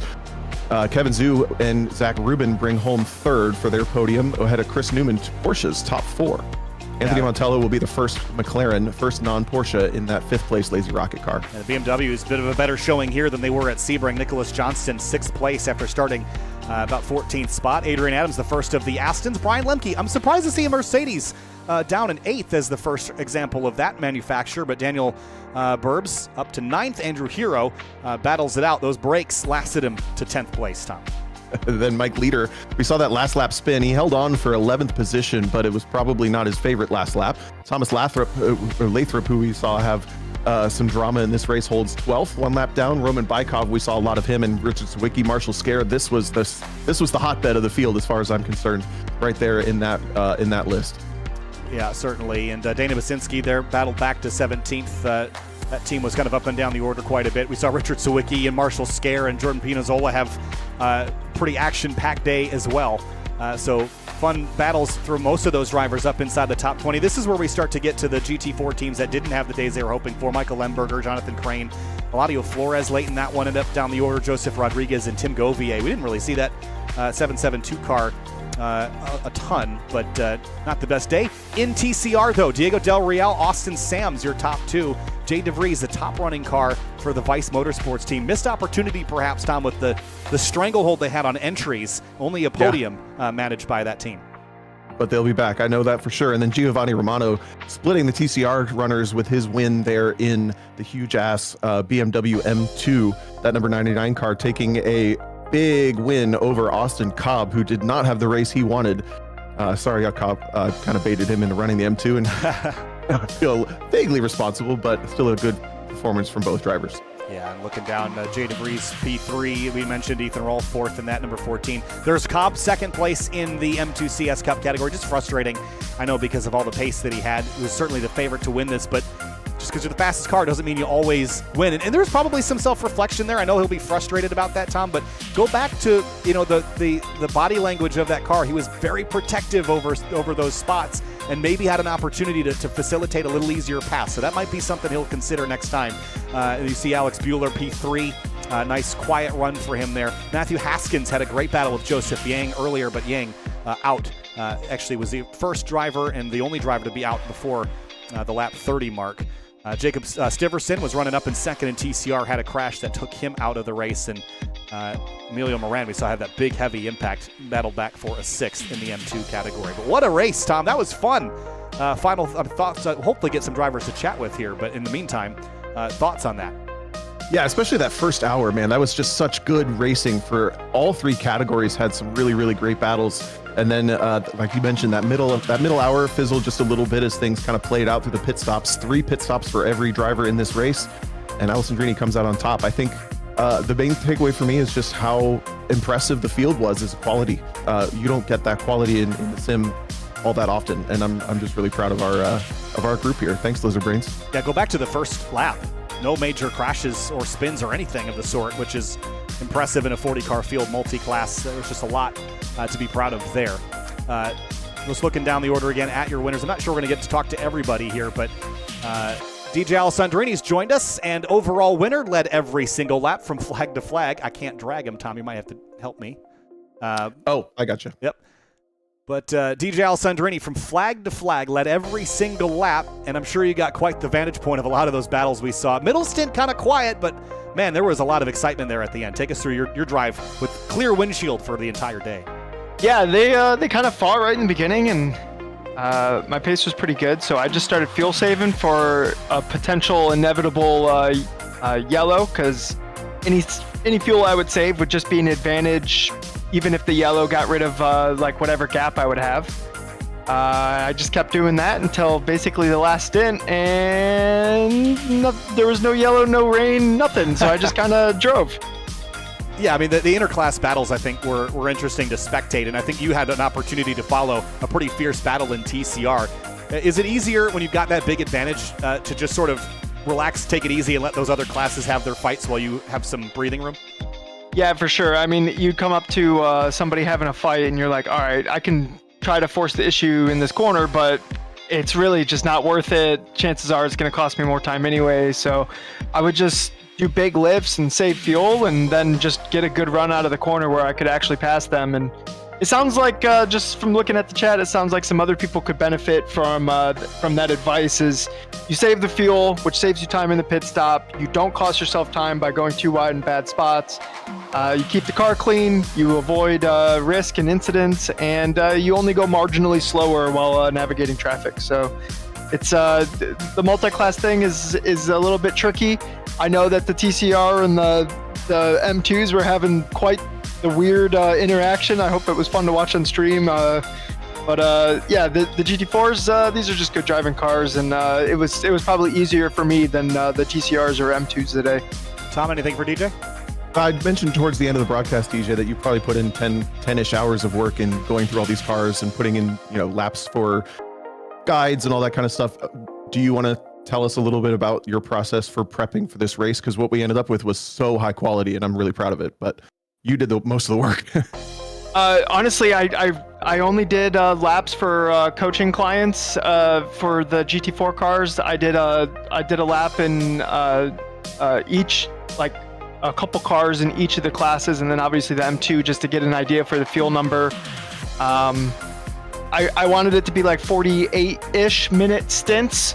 So I just threw some numbers in an Excel sheet, and it kind of gave me all the numbers that I needed. So I wish the BMW and the GT4s was a little bit more even. Maybe the next race we do, I'll have enough time to properly BOP all the cars so they all set the same lap times. But anybody who put the BMW high up on this grid, the GT4 BMW, kudos to them, because for whatever reason that thing was a snail. Well, job well done, DJ, from flag to flag, getting the job done, hosting the event, winning the event. You've kind of done it all here. So thanks for putting it on and being part of the show today. Yep, thank you for you guys commentating it, and special thanks out to Paul Darling for being the steward. Looks like he only had to throw 2 black flags, and it was the same person, so that guy's Mr. Black Flag for now on in the Discord. And cushiest job ever to be the steward in this race. Yeah, so I'm sorry Paul was bored, but maybe that was a good thing. But yeah, I just thank you to everyone who donated to the stream. Thank you to all the subscribers, everyone who listens to the podcast and makes this Discord and the podcast just a community that's fun to be a part of. Appreciate it, DJ. Thanks a lot. Yep, thanks, guys. We'll chat now with our winner of the TCR category, Diego Del Real, in the number 22, the Paddock TCR. Diego, flag to flag, leading that. It really didn't leave any opportunity for anyone to chase you down, but it was busy out there at times. Take us through your 3 hours here at Sebring. Yeah, it was good. In the first stint, I had P2 on my butt for most of the time. Second one was the gap was about a second, and we were trading fastest times, and that was fun, but I think after the stop, the gap started to grow a bit. I realized in DJ's practice session yesterday that the fuel cap was only enough to switch one side of the tires, or 2 tires, so I only swapped front tires the whole race. And yeah, it was fun. It was a bit tricky getting past the M2s since they were faster on the straights, so you kind of had to dive bomb them sometimes, but yeah, I enjoyed that. Tom? What was the strategy behind, or any challenges? You mentioned that the interclass battle between the M2, but any other challenges with this, specifically the front-wheel drive car, and maybe even why you picked that car to race in this race? Yeah, so my personal track car is also front-wheel drive, so I wanted to see how an Enduro would go in a front-wheel drive car. You know, it was important, just as it is in real life, not to scrub the fronts too much. And the TCRs in iRacing, you can spin them in corner entry as well, so you have to be careful with that. But yeah, I only changed the front tires. After a stint, the front tires would lose about 25% of life, and the rears would only lose like 5% of life. So yeah, finished the race with the same rears as the start. Man, just like real life. Get the job done. Diego, P1 in the Paddock TCR car. Congratulations, winning the number 22 Honda. Diego, thanks a lot, and we'll hope to see you around. Thank you. And last but certainly not least, it is Giovanni Romano in the huge-ass white car. And I'll be honest, this was not necessarily the favorite to win this race. We knew that Austin Cobb would be a threat. You guys ran nose to tail the entire second stint, but strategy put you out front, and then you stayed there. Take us through your day in that strategy call. Yeah, it was there's definitely some interesting strategy that and played out over the race. I think Austin definitely had the edge on pace compared to me. I think over the first stint he pulled out about 4 or 5 seconds. But I ended up kind of making it back in the pits, and we were locked together for the second stint. And I believe what happened the last stint, I came out, and at some point I came out a little bit ahead of him, and then I think he got involved with, there was some GT4 traffic. I didn't see it, unfortunately, in my mirror. I imagine maybe you guys caught it. Yep. And you could let me know what happened, but I think he got spun, and that kind of took him out of it. And at that point, I was just sort of taking my time in traffic, managing the GT4s, just to stay out of trouble and hold on to the lead. Tom? Yeah, it appeared that the fuel strategy for you guys was really the only class where that was a big factor, in that you were able to get ahead of him because of fuel strategy, and also gain even more on the final pit stop, where we had thought maybe he would catch up. Your final pit stop was almost 5 seconds faster, which is what kind of sealed the deal. Did you prep for that? Did you have any like game plan and help from behind the scenes, or was that just I ran my race and that's how it ended? I managed it myself, but I've been doing some longer races with this car and some other leagues, so I have some experience with it. There is a quirk with it where it by default won't give you a full tank of fuel. So, for example, today we had 17 gallons, but if the black box only gives you 15. So if you want more, you have to recheck it once it's done fueling. So I did that on the first stop. I didn't do it on the others. So that might have made a difference because I had a couple extra gallons after the first stop, and then might have been able to squeeze out a little more time on the others. I don't know, but that's part of it. Other than that, it was just I did do some fuel saving to just stretch it out a little bit, and yeah, it worked out. Well, Giovanni, congratulations. Job well done. Winner in the BMW M2 CS category here today at Sebring. Thanks for talking to us, and congratulations. Yeah, thanks, guys. Thank you. Tom, wow, what a race. 3 hours here at Sebring. We did it. This was a fun one. And, we had the potential for yellows, but one didn't happen because the racing was too clean. I don't see that as a problem. That was really, really cool to see that go as well as it did. I almost threw a competition caution there just because I wanted to see a race, but it started to get exciting again. I was like, no. They didn't sign up for a gimmick race. We're racing. Let's go. So that was just a ton of fun to watch. And thanks again, like DJ said, to all of the Lizard Brains listeners and subscribers and Discord users who join us. We have over 400, almost 500 people in the Discord at this point, and it's active daily. It's a ton of fun with the community that we've built there. And then also shout out to Hawk Performance for supplying some random draw breaks they're not random drawn for the break, but we're going to randomly draw someone to win the break. And then you get to pick which break you want. Yeah. In addition to our Lizard Brains merch for the winners. So a ton of fun. Yeah, great racing here today for the Lizard Brains podcast. 3 hours here at Sebring. Make sure you find out more about the Lizard Brains podcast. Join the Discord and stay in tune and in touch for the next event. Not sure when it is or what it'll be, but I'm sure it'll be just as fun. Thanks so much, everybody. Behind the scenes, Vinny DeCuna sets up our cameras. Big thanks to him. Tom O'Gorman for being alongside me for this 3.5 hour long show. Of course, thanks for myself, Kyle Heyer. We'll see you next time right here on Sim TV.